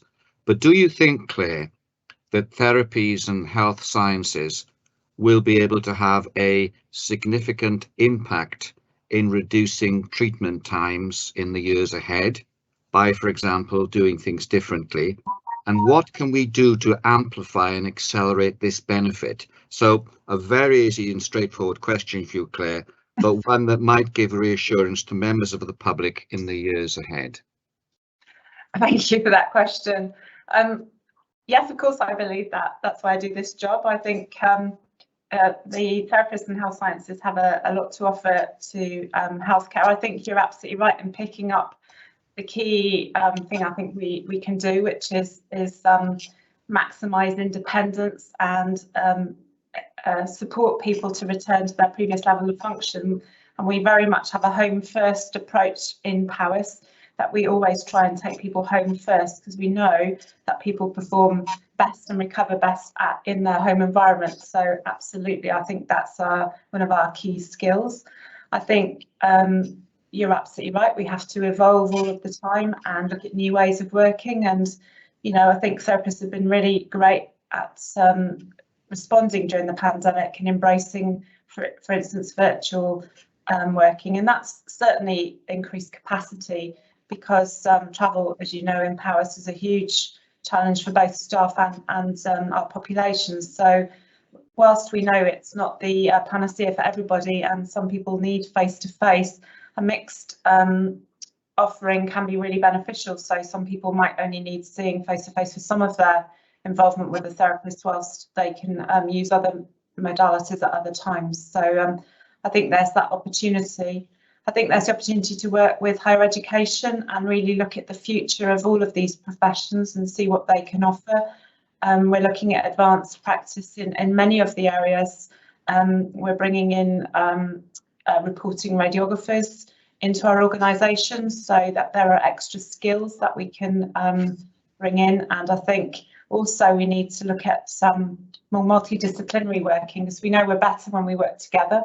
And that's not just within therapists, that's with our nursing and medical colleagues as well. So I think there's a real opportunity for us to become more efficient and more effective in our working together. Thank you, Chair. Thank you. Trish, you were next. I'm just very simply, thank you, Chair, just to say thank you to Claire for the report. It's really inspiring to see what's been done despite the pandemic and over such challenging times, but really good leadership and lots of exciting opportunities ahead. So thank you so much. Thank you, Trish. Thank you, Trish. Mark? Thank you, Chair. Yeah, I wanted to thank Claire again for the improvements that she's made and the impact she's made in terms of the short time. I can't believe it's a year, but there we are, a lot done. One of the points I just wanted to explore a bit further comes under the challenges in one of the bullet points. And I think it's perhaps the most insightful thing and the important thing we need to do, and that's look at redesign of the service. And I think what's happened, she's highlighted, is incremental. And I think we need to change that and make it more substantive. And that is shown, I think, by recent problems we've had in terms of some recruitment. And until we start and get on with that and look at the time it's going to take to bring in recruitment, I think it's important to start that as soon as we can. And I was wondering if we could perhaps, I know there's a lot going on, but bring some sort of time-bound criteria to actually look in at taking forward that service redesign. Thank you for the question. I think we have already started to look at that work and what we need. And I think all of the renewal priorities really have to take into account the staffing requirements that we have. And I think we're taking the opportunity with each of the renewal requirements to really look at the staffing that we need. And I think we need to take a long-term view on that as well. I think you're absolutely right. So we're working with HIW also to look at our future staffing needs, what students we need to develop in the future, how to attract people to our different professions. Certain areas we struggle more than others, and so we have to really think about, you know, where do we target people? Do we need to be going into schools, even raising awareness of some of our professions? Some of them are quite niche. And whilst everyone's heard of a nurse or a doctor, I'm not sure everyone's heard of a respiratory physiologist, for example. So we really need to think about how to raise the profile of some of our professions that we find more difficult to recruit to, and make those attractive for young people, really, because we need to be thinking way down the line how we bring staffing on board for our future population. So I absolutely agree. There's a lot of work to do there. Yeah, I suppose what I was trying to get at is, for me as a board member, is to actually see, well, okay, what does that journey look like in terms of timescale? And it's just to give us some indication of, if we're looking over a 5-year time horizon, how we move forward on that, because budgets need to be aligned, recruitment needs to be aligned, and I think unless we get some sort of program in place, it's very difficult to judge how we're sort of succeeding in terms of that objective. Yeah, and I think we will do a piece of work in the very near future looking at the sort of reconfiguration of staffing, and I think there is a national piece of work which has a 5-year plan with us looking how we are going to get the staffing that we need in our future. So we are very involved in that national piece of work as well, but we can certainly bring that back to the board at a later date with a plan. And I know Julie might have a comment. I think she's joined us now about, you know, the workforce work that we're doing going forward, which looks at all of our staffing, really. I think Carol wanted to come in as well on that question that Mark asked. Carol? Yes, thanks. Just briefly on service redesign, Mark, I think that's you'll start to see more and more of that coming through now, the renewal priorities, as Claire mentioned. Particularly, you know, there are 9 key areas, and particularly as the scope of those starts to firm up. Some are clearly ahead of others. We started earlier on respiratory, for example, on the Breathe Well programme, and in the next item we will touch on some of these areas, and I think particularly in some of the new committees will be an opportunity to get under the skin of some of the key priorities and what they actually mean on service redesign. So a lot more to come on that, Mark. Julie, would you like to come in? Yes, thank you so much, Chair. It's lovely to join in full. I have been listening intently. Just to say, obviously, we have got the Workforce Future Strategic Framework, Mark, and I know you've been parties of the discussions in relation to that. There is a specific piece of work around schools as well, as Claire's identified, and working with schools so they truly understand the range of options. And just again, for assurance to the board, Carol has arranged a meeting. It's happening on Friday afternoon, I know, with HIW, with a number of key directors, where we're talking about how we specifically meet the needs of Powys, because I think, as you've said, Mark, things become evidently clearer that the response we need within Powys is probably slightly different to the rest of Wales, and that grow your own approach is something that I know the board are committed to, and certainly something that we can see pull through in light of therapies. I would also say, in terms of workforce design and planning, we are ambitious in relation to our therapies workforce, and we certainly have those ideas. So reviewing our establishments and looking at the roles that therapies and health science can play is a conversation I think we probably have certainly 3 times a week, but with frequent regularity at the executive committee. And obviously now we've agreed our subcommittees of the board, I'm sure we'll feature this discussion more prominently there as well. Oh, thank you, Julie. That's really helpful. Very, very reassuring. Ian, you have a question. Yes, I'm congratulations. I won't repeat what's been said before, but endorse it. I just wanted to open it up slightly in terms of reading the paper. It's very refreshing to read, and the change was obvious. And I'm just a comment probably for Carol really in terms of, are we capturing the wider organisational benefits here? Because something that we had an intractable problem with, I wouldn't say it's gone away, but we've risen to those challenges, or Claire's risen to those challenges as far as therapy and health science is concerned, and made a huge impact in a relatively short space of time. So just seems to me it's something we need to bottle if we can figure out what the heck it was really. Thanks very much, Ian. Just briefly, you know, I think the pandemic's changed everything. I think it's opened up permissions. It's helped some of our more innovative staff to stand taller and to provide opportunities for people to get on with things. We certainly picked that up through the first New Ways of Working report that helped to influence the annual plan priorities. And we will be revisiting that. What are we learning? Type reflection. The other thing just to say is that we have been holding sort of showcase events digitally with staff groups, and Therapies was one of the first to go through, actually the first I think on the showcase, and a tremendous opportunity to hear what people have been doing, but also the challenges and the next stage work. I'd welcome independent members to join those sessions if they haven't been distributed before. We can look to do that. We've heard from nursing as well. We're going to be going through a number of areas because I think probably across our organisation we will find more and more stories of where staff have been innovative, creative, flexible and adaptable to meet the needs of patients, whether directly or indirectly. So I think we've got to capture this moment after everything that's happened that's been so difficult. There have been things that have been fantastic, and I think this report is one of those that helps to sort of illuminate some of the work that we may otherwise not be quite as aware of. Thank you. I think that probably concludes that agenda item, Carol, but thank you again. I'm very, very grateful. It's been a really useful contribution, Claire. Thank you.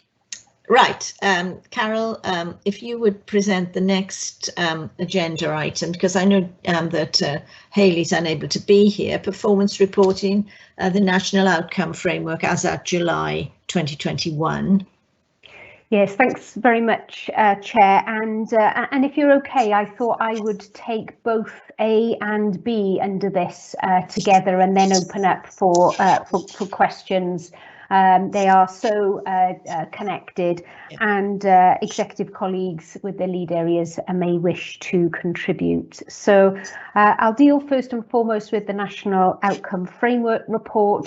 Board members may well remember that as a result of the pandemic, the broader integrated performance approach was suspended and replaced with a more narrow focused performance requirement from Welsh Government. That said, we did take an opportunity in our recent joint executive team accountability meeting with Welsh Government to give them a wide flavour of the work that we've been doing and discuss the challenges and opportunities. So, but I would say this is a report you are familiar with, and clearly we do have the Performance and Resources Committee that go into some considerable detail as well in relation to these matters. So I will just literally give you an overview at this stage. So the just on COVID update, I referred to it earlier in my chief executive report. We have seen fluctuation in the case rates. They've been going up significantly, and Powys was above the Wales average. We're now seeing them drop, and I think this would be the 6th day of reduction in the case numbers. And there is speculation, I guess, rather than concrete evidence about why that has happened. happened and commentary on that, but it underlines the importance of our testing, tracing and protecting service. Extremely busy, and I would say for any members of the public who do tune into these meetings, how important it is to secure a test if you have symptoms that you're concerned about. So testing continues to be key. I think we mentioned earlier the vaccination programme, Chair, in your report, and that continues to go from strength to strength. And I would just say that we are now in full preparation mode for the autumn and winter booster campaign and for taking forward the latest JCVI guidance on administration of vaccine to children. If we are talking about areas that we are needing to focus on, clearly improving health and well-being is absolutely critical, and we know that because there has been an impact in terms of the evidence we considered for our annual plan. So elements such as childhood vaccinations, smoking cessation, alcohol use, and of course flu.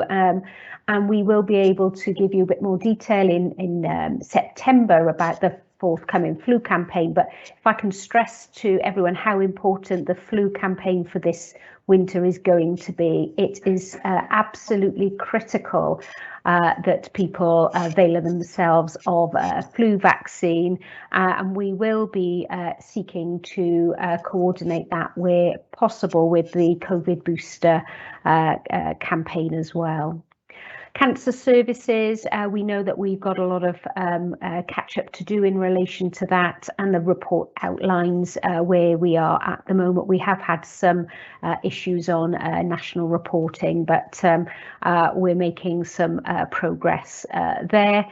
And in terms of, I just want to draw out mental health, because that is getting a lot of attention, quite understandably, because of the demands and the sense of concern about well-being as well as mental illness in our communities, and we continue to perform very well relatively on mental health, and looking to expand a number of key areas. Pressure points in particular are around eating disorder services, specialist CAMS, but some also ambitious work around perinatal mental health as well as early intervention in psychosis. So there are some very clear areas. The urgent and emergency system is under significant pressure, and anyone that's tuned into the news over recent days and weeks will appreciate that this is a UK issue, and we are feeling it very hard in Wales. Significant ambulance service challenges in coping with the demand, and that again has had a profile, and we're working closely with the ambulance service on how to improve that. And then I just want to touch on elective or planned care. We are doing all we can to try to see as many people as possible in as swift a time as we can, but this is a significant concern to us in terms of the access times for people who are requiring some outpatient consultation or other planned care interventions. So there are some graphs in the report that demonstrate some of the improvements that have been made, important improvements as Powys as a provider. But I would want to sprinkle a very cautious note that actually demand for services is currently pre-pandemic level, and our capacity to deal with as many people is restricted by COVID infection control precautions. So at this stage, I'm afraid it is a worsening position rather than one that we're able to confidently say we're on top of. And that is in relation to particularly secondary healthcare, orthopedics, ophthalmology, a huge amount of work going on in relation to that.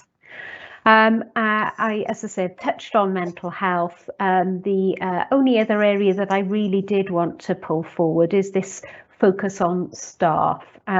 We know that it has been a very challenging time for many staff, both in the personal lives and professionally as well. We do believe that having good quality PADR is helpful in supporting staff, so our focus is on that as well, although we can see some improvements coming through, but also supporting people with their wellbeing services as well. And then finally, I know that the Quality and Safety Committee did a detailed look at the concerns management and also mortality review. So I won't touch on that in any great detail, but you can see that that again, some improving performance and trajectories there, but still some way to go. I'm going to just pause there, Chair, to see if there's any immediate questions. I think I saw a question from Robert. From Ronnie, I think. Oh, Ronnie, sorry, yes, Ronnie, my apologies. Thank you, Chair. I do, of course, acknowledge the unprecedented and sustained effort that there's been on vaccination, but there is still an issue in relation to people who have decided not to accept the first dose of vaccine. And I recognise that this is a voluntary decision, but I wonder if anything more might be done to improve that position. Thank you. Yes, thanks very much, Ronnie. If Hayley were here as the lead for the vaccine programme, she'd be able to give you detail on this. But there is an element of the vaccine programme called Leaving No One Behind. Public health colleagues, Stuart and other public health colleagues are supporting the leadership of that area. That's really about interrogating data and information, because there's a number of reasons why people may not have attended. One may well be that we don't have their up-to-date details, and that potentially is more likely in the younger age group who are more mobile, or that there is a particular underlying concern of vaccine hesitancy. Getting to deal with both of those is key in trying to drive up the uptake. I've got to say the uptake in Powys is particularly good. It's strong. And across Wales, second doses are very nearly at 80%. So it was something that we could have only ever dreamt of really before the vaccine programme. But it does mean that, as you sort of rightly point out, 20% have yet to have a second dose. And some of that is about scheduling, some of that is about choice. And we will continue to work with people to avail them of all of the information so it is informed decision in which to people to make. But I know Stuart wants to come in on this, and he's a bit closer to this than I am. Thank you, if that's okay, Chair. Yes, thank you. Stuart? Thank you, Chair. Thank you very much. Just to come in on the very good description actually of the Leave No One Behind work that's happening under COVID-19 vaccination at the moment. What we're doing is we're looking at barriers really around age, geography, ethnicity, gender, because there is a gender difference, but also occupation as well among those occupational groups that are eligible. And we've done quite a lot of work just trying to understand for those different sectors what the levels of uptake look like at the moment. And we've done quite a bit of detailed analysis on that. In terms of what we're doing, we have been doing quite a lot of work with some of our care homes. We have got care homes where second dose uptake is less than we would like it to be. And a number of staff have been having one-to-one conversations with those care homes, what we call guided conversations about the reasons for vaccine hesitancy among those groups, and trying to talk that through, because it is a voluntary process. But it's important people have the right information when they make those decisions themselves. So quite a lot of my team remains quite a lot of time talking to quite a number of care homes in Powys about staff hesitancy for vaccination.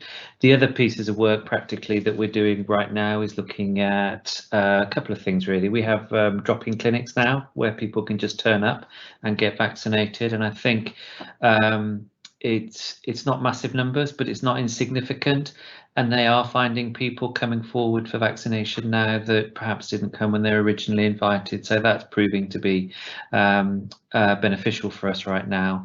And then the other area we're looking at is location. Access is really important, and we're looking at setting up some clinics in more geographically distributed areas. So Welshpool, for example, is one area that more than likely will be setting up more location-based clinics, either through centres that we can find up there or in conversation with primary care. So we absolutely understand that access is an issue as well for people. So there's at least 3 practical interventions that we're doing there right now to try and help with leave no one behind work, and there is also further work happening behind that as well. Thanks, Chair. I just wanted to try and bring that alive a bit more. Thank you, Stuart. Thank you. Right, Susan. Thank you, Chair. It was just following on from Ronnie's question, and to inform the board that we also have actually Medicine Management do run a COVID-19 information line. So there are direct referrals from the public, and a lot of that is around concerns of the vaccines, and we're able to address those issues and I hope give reassurance. And I know a lot of people have actually changed their mind and gone forward and proceeded with vaccination given that information. And it's staffed Monday to Friday. It's a very busy line, 8:30 till sometimes 6:30, 7 o'clock. And I think we've helped a lot of the public with that information. Well, that's interesting. Thank you. Right. Lovely, thank you, Chair. If I can move on to item B in there. There has been a report pre-circulated, but there are some slides, overview slides, which I'm going to dash through. So I think Caroline from the the corporate governance team is going to guide us. So you'll hear me saying forward slide, pretty rapidly. And again, this is hopefully a reasonably easily accessible way for the public also to see how well we're progressing against Q1 milestones of the annual plans. So next slide for me, please, Caroline, if you wouldn't mind. Just to remind colleagues that this is the plan on the page, so there are a number of components. 3 core components: COVID response, essential healthcare and renewal, supported by enablers, 4 enablers. So this is a dash through, and next slide, please, Caroline. So just in terms of COVID response, again, we will make sure that this slide pack is published on our website. Just to say that all actions in relation to a COVID response have been delivered or on track in terms of if there are further actions to take. And our prevention and response plan has been revised and updated, sent to Welsh Government. We are now preparing for the autumn-winter booster campaign, and that's on track in terms of vaccination delivery. So next slide, please. The next section focuses on essential healthcare. So the actions to improve health, promote health and well-being, childhood immunisation, flu screening, third sector support. I just want to draw out things that you wouldn't have necessarily seen in the performance report itself. So we have approved a weight management strategic plan. We've been working on that through a group that has been established to take that forward.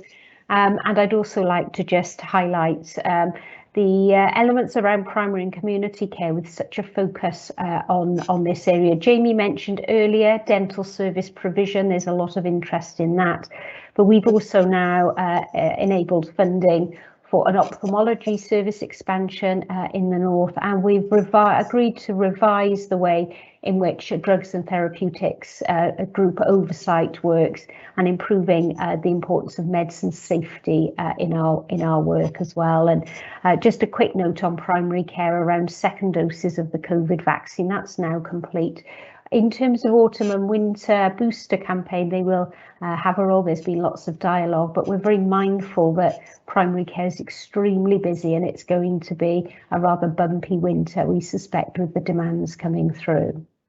The next slide also covers essential healthcare. I think I've covered mainly the unscheduled care and out of hours, but picking up on Claire's comments earlier about therapy working, consultation on 7-day therapy working has been agreed to expand that service. And also just pulling through on musculoskeletal services, a review has been completed now in line with the actions we supported in the plan for the provider to understand exactly where we are and what the potential is to improve access. The next slide also just finishes off that section to say that we are continuing to be involved in COVID and wider planning with other organisations, including their silver arrangements. We've undertaken a deep dive relating to Shrewsbury and Telford NHS Trust. That is not yet fully complete. There are further dialogue to have with national agencies. And as we noted earlier in the meeting, the non-emergency patient transport element has been agreed. So all actions delivered or on track for delivery. The next section relates to renewal priorities, and I know that we'll get some specific time on these as we move into the autumn. And we've hit the ground running really in trying to ensure that the scopes are worked up and developed. Now, some of these are more complex and the scope is quite extensive, and that is the case for frailty and community, but positive progress is being made on that and greater clarity is emerging. Claire touched on long-term conditions earlier in her report, but that work on long COVID is now established, but further work on the scope of the long-term conditions programme continues, but again, progress is being made. The next slide covers off the next two elements as well.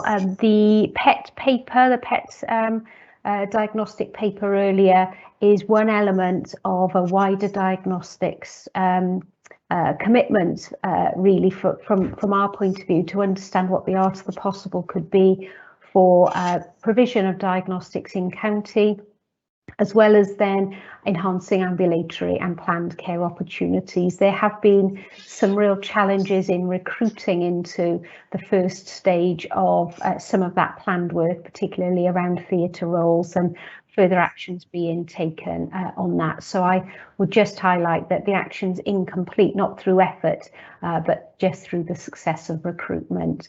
And the same in some regard to the advice, support and prehabilitation.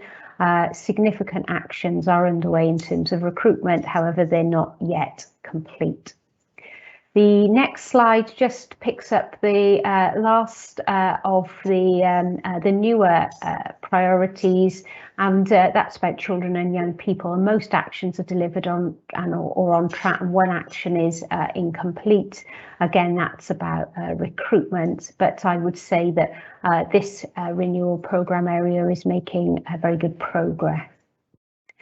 Couple of key elements then in terms of the next slide covers off some of the big four, and just to say that I mentioned it earlier, cancer work is progressing, and we have secured funding and recruited into some of the cancer roles, and that will provide a platform for us to be able to move forward. And again, then within mental health, some of the new proposals now have been submitted for the expansion in the areas that I highlighted a few minutes ago under mental health. The next slide just covers off the Breathe Well programme. We know that this has been more well established, and Claire mentioned respiratory physiologist earlier. So we've been seeing the impact of some of the investments that we made last year and into this year coming through, and we've further supported now the business case for the North and Mid Powys multidisciplinary team. So that's been achieved. Actions on track from circulatory programme. We have secured some support for the programme, but we will need to secure and align local clinical leadership, but we're managing some support from a national perspective on this as well. And then just very quickly, workforce futures, there's so much to say on this. I'm not going to go through in detail. clearly we've just agreed the OD framework today, and there's a connection to this area as well in terms of well-being at work and new ways of working. Our work on with Chapter Change Group and our focus on agile and different ways of deploying work in the broader sense. The digital first element is on the next slide, and that just start. Oh, sorry, I've got more workforce futures. Julie would be so pleased giving this some particular profile, because in particular this is there's a lot of effort going into this, and in terms of the Health and Care Academy, Julie mentioned a meeting on Friday that we have with HEIW, and I think the Workforce Futures stream is really now taking off and delivering some important developments. And just to give a reassurance on workforce planning, we have secured extension of contracts to support some of our fundamental COVID response. On digital first, just to say that this is now a very focused, well-developed area of work in terms of expanding the use of platforms that we already have, ensuring that we're getting the most out of this technology, given that we've made the step towards that over the last year. And you can see that the Welsh Nursing Care Record and iCare digitalisation projects both now have project boards established and the governance arrangements in place, as well as moving forward on some other important elements such as the Once for Wales Concerns Management System. The next slide is innovative environments. I won't go through the detail of this. I know that many people are already aware that we're making progress, and on site at Machynlleth, the North Powys business case is continuing to be scrutinised by Welsh Government, and the Health and Care Academy development is progressing. And then just finally on transforming in partnership, huge amount, and Ronnie's presentation earlier on the governance papers are an important step forward. So the vast majority of those items are on track. We have now agreed where partnership governance will be particularly picked up, and I think that strengthens our position considerably. And I should just indicate to you that other parts of this part of the annual plan are on track for delivery. All the actions have been achieved, so nothing to escalate there. I'm sorry, Chair, that was such a rapid run through, but it was important to just pull out some of the key elements of the Q1 reflection. I think it shows how hard colleagues across the Health Board are working, particularly in the recovery and renewal space, but notwithstanding, we're not out of the pandemic yet. Thank you, Carol. That was it was quick but very concise and clear. So are there any questions for Carol, please? No, very informative and useful to see how much progress actually is being made. So well done, everybody. Thank you. Can we move on to the financial report then? Oh no, yeah, financial report next. Pete? Thank you, Chair. Thank you, Chair. So if I just introduce the finance report for the period ending month 3, the report's in the usual format included in your pack. If I just take us through some of the key issues, and we can pick up any questions and then have any discussion at the end.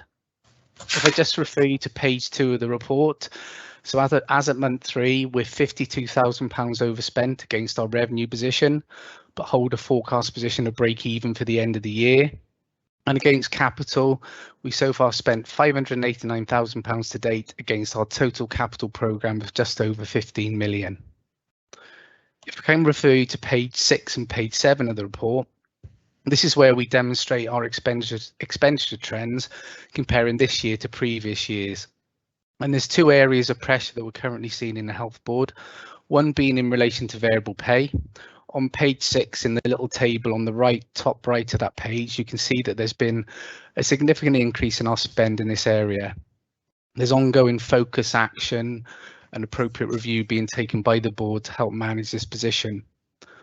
The other area to flag a pressure is in relation to our continuing healthcare packages of care. As referenced on page 7, you can see in the graph, the top right-hand one, there's been an increase compared to previous years. Again, this is an area of focus and attention. If I can then refer you to page 8, this details our total spend and forecast spend in relation to our COVID response, both those direct and indirect costs. This is detailed against the main expenditure areas as included on the table. As you will see, we've spent just under 6 million year to date, and our forecast spend on COVID is 28 million. This spend is assumed to be funded within our overall financial plan. If I can then refer you to page 10, this is our ongoing tracking of our underlying financial position. We've discussed this at previous boards and in previous committees. So we're tracking in our opening plan deficit for this financial year of 5.6 million and how that deficit is moving as we move through the year. So in this table, we will be tracking our decisions made to invest recurrently and also the expected benefits to be delivered against those investments. The final thing really to flag before we pick up any questions is in relation to Appendix 5 and 6, where Appendix 5 is given a bit more detail in relation to our increased continuing healthcare spend against various packages of care. And Appendix 6 gives you a detailed list of all our current savings schemes, which are rated amber or green. And just a reminder to the board that our plan this year includes the assumption that we will deliver £1.7 million of efficiencies, within the financial year. So quite a quick run through of the report. Obviously the usual details in there. Happy to pick up on any questions or comments. Thank you. Are there any questions, please? Comments? Again, lovely clear format, so that's excellent. Thank you, Pete. Okay, thank you. I think, yeah, that's good. No questions. I wonder if I might then, in that case, proceed to the item 3.6 and come back to the report from the Community Health Council after that, because Carol needs to step out, and perhaps if you could then just conclude with the assurance report of the board's partnership arrangements. So is that all right, Carol? If you'd like to do the executive committee first. Yes, thanks ever so much, Chair. And can I apologise to board members? I'm afraid it is unavoidable that I do need to step out for an important meeting at 12:30. So pleased to be able to just comment on a couple of the papers that have been pre-circulated to you. I wanted to pick up under PTHB committees first of all, under 3.6a, if that's okay. The committee report in terms of the executive committee. Hopefully you feel that it's a comprehensive and easily accessible report. We have covered a lot of ground, and you'll see that some of the matters that we've discussed actually have come through to the board themselves substantively. But I just wanted to draw out two key elements, particularly for the board in this meeting. One is in relation to the change of pathways in relation to South Powys and the maternity and neonatal services in particular. As colleagues will know, the change in pathways from Neville Hall to Prince Charles Hospital happened for urgent and emergency care, and we're working on the maternity and neonates. So I just want to note, ask the board to note that the position is a likely delay in decision making on that on the pathway change. We're keeping that under review, and it's awaiting a position on a deep dive into neonatal services. That's one area that I would like to raise. The other area is in relation to drawing down Office 365 licenses. It does amount to over £500,000. It is part of a pre-agreed process, but because of the significant nature of that resource drawdown, I wanted to highlight that and ask the board to both note and to support that ongoing collaborative development as well. So that's the Executive Committee report, Chair. So are we happy to support that then, as Carol has asked, and allow her to carry on? I'm so sorry, we're jumping around the agenda here. Was there anything else, Carol, that you would No, like? I just want, and I can see Francis has indicated yes, thank you, Francis. Julie is now with us, so Julie will, I'm sure, be able to do the local partnership forum. But in terms of the board's partnership arrangements, and recognising we've agreed the new committee that will include partnerships, I'm excited that we will have strengthened our arrangements for getting into more of the detail about partnerships.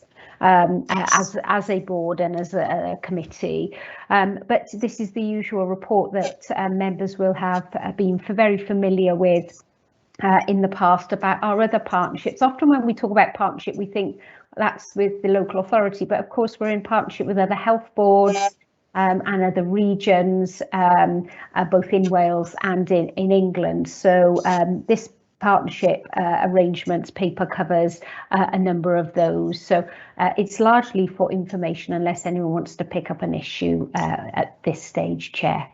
Thank you. If there are no issues, then we can release you, Carol. Thank you. And thank I think you very much. Alison needs to join you as well. Thank you. My apologies. Thank you. Bye-bye now. Bye-bye. Bye. Could we then go back to agenda item 3.5 before we return to the Powys Teaching Health Board committees? So Andrea Blaney is going to present that. Thank you, Chair. Pnawn da pawb. Good afternoon, everyone. Thank you for the opportunity to present our Chief Officer's report. I don't plan to go through it in any detail, but just to pull out 2 or 3 highlights from it. Through the pandemic, the CHCs are having to work differently. We're not doing any face-to-face engagement or visiting at the moment. So we've highlighted in the report a pilot project that happened in Anar and Bevan between the CHC and the Health Board there, where they did some virtual visiting, which was done through FaceTime. And I'm really happy to report that I had a very positive meeting with Alison Davis yesterday and some other members of her team. And we've come away with a plan to put in governance and procedures and planning in process with the aim of doing a similar kind of project in Powys in the early autumn. So a virtual visit over some kind of video platform. And that was really good.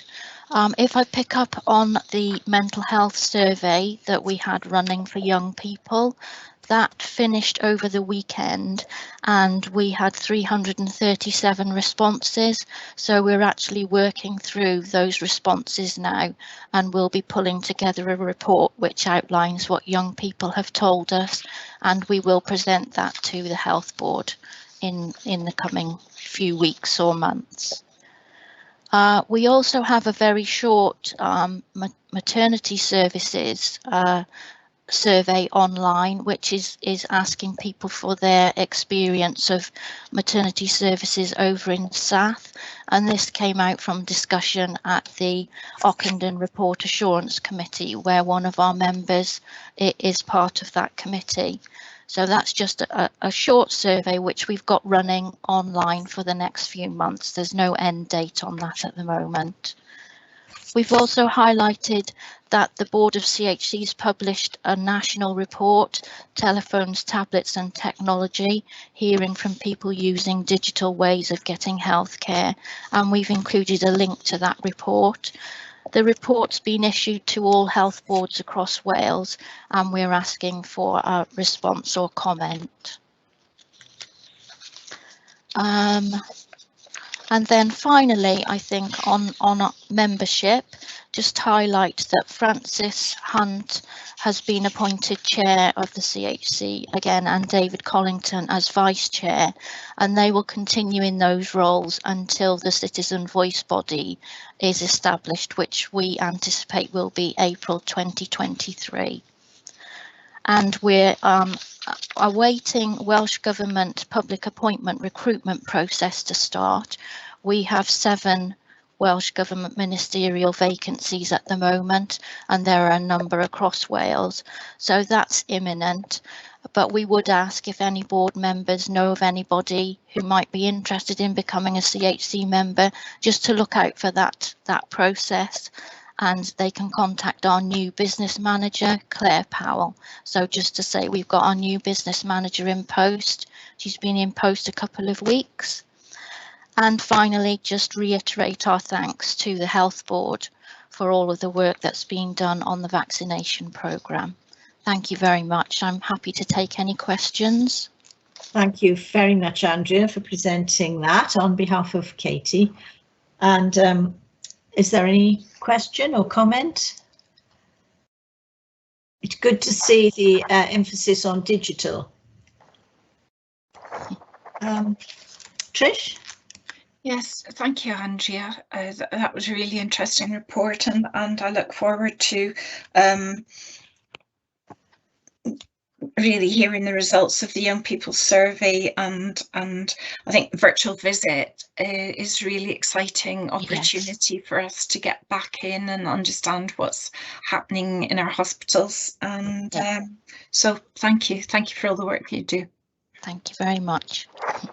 Thank you, Andrea. Thank you very much indeed.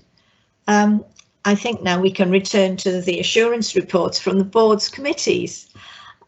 Please correct me if I haven't jumped to the right place, but I think we're going to start with Tony Thomas and the Audit, Risk and Assurance Committee. Can you hear me, Chair? Yes, yes. Thank you very much. I'll be fairly brief. The committee received 3 internal audit reports. Pleased to say they were all of reasonable assurance, one on safeguarding, one on implementation of digital solutions. Please don't ask me any detailed questions on digital solutions. Number 3, winter pressures and flow management, also reasonable assurance. External audit update was positive. And I think most of all, what I'd like to draw the committee's, the board's attention to was, I'm pleased to report that all health boards have to have an audit, internal audit opinion each year. And we have again received a reasonable assurance. That's the highest assurance you can have. So there isn't something higher than that. And I'm pleased and thank all the financial staff and all other staff for helping to deliver this. I got no further comments. Thank you. It's really for information, but that's excellent news. Thank you, Tony. Thank you. On charitable funds, Rani, do you want to come in on this to begin with? Because there is an item certainly that you might want to comment on. The approval, applications to general funds for approval. We are actually encouraging people as much as possible to put in bids. So just a word from you on that. Thanks, Chair. I wasn't going to go through this report in detail.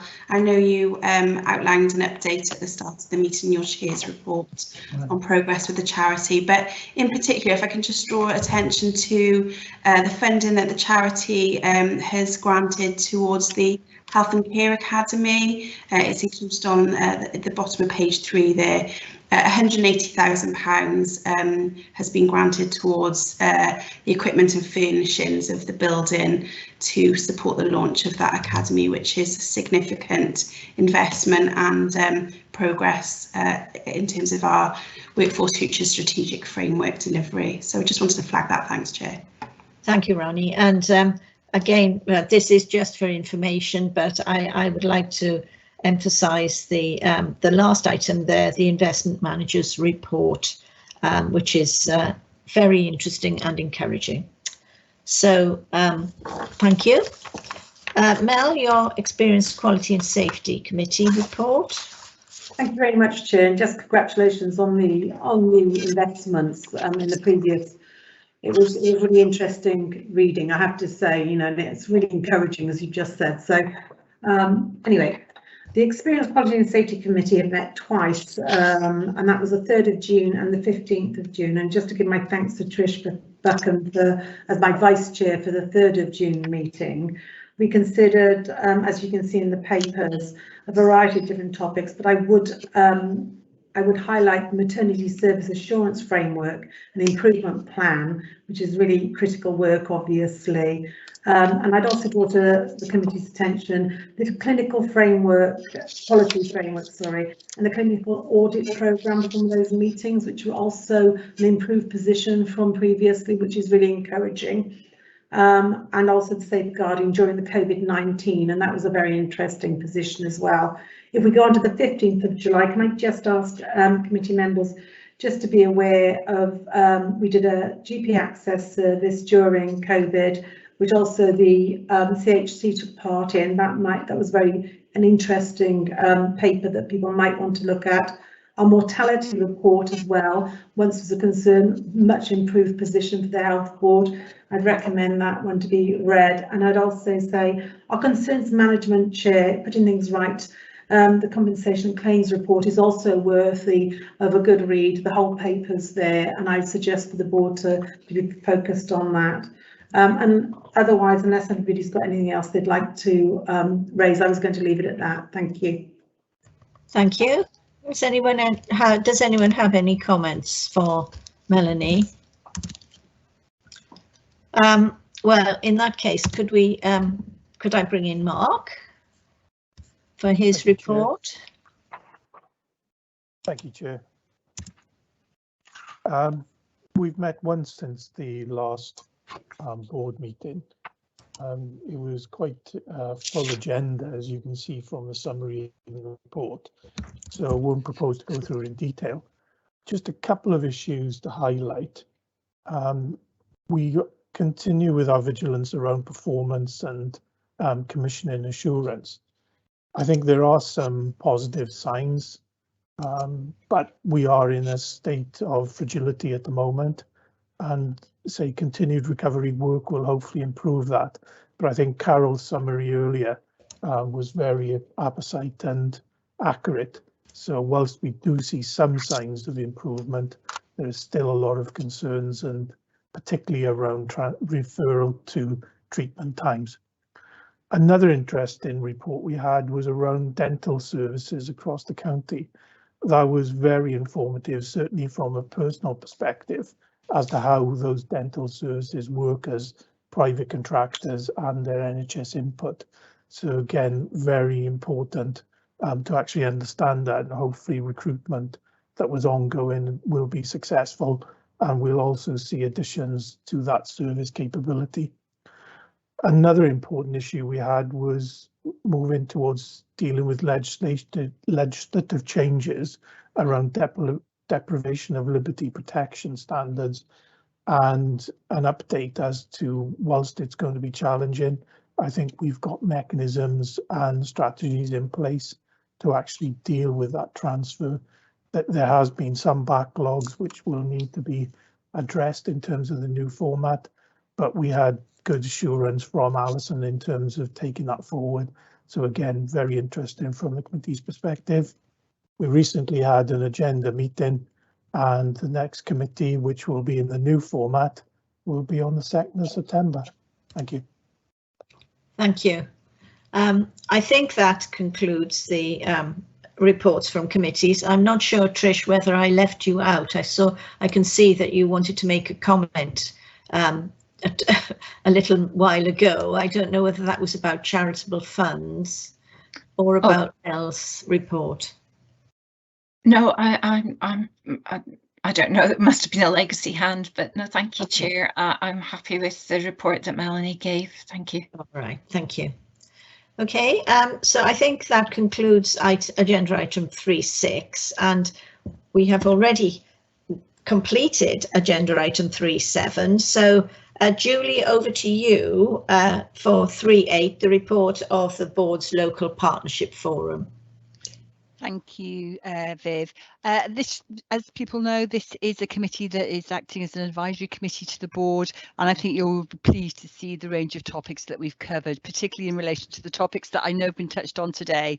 Yeah. At this committee, we did review the organisational development strategic framework. We did have that feedback, and we've made sure that our partners are involved in terms of the renewal priorities, agile working, and a number of other areas.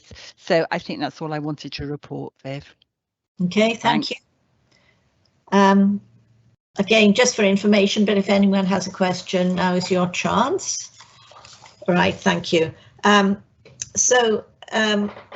Is there any other urgent business for this meeting?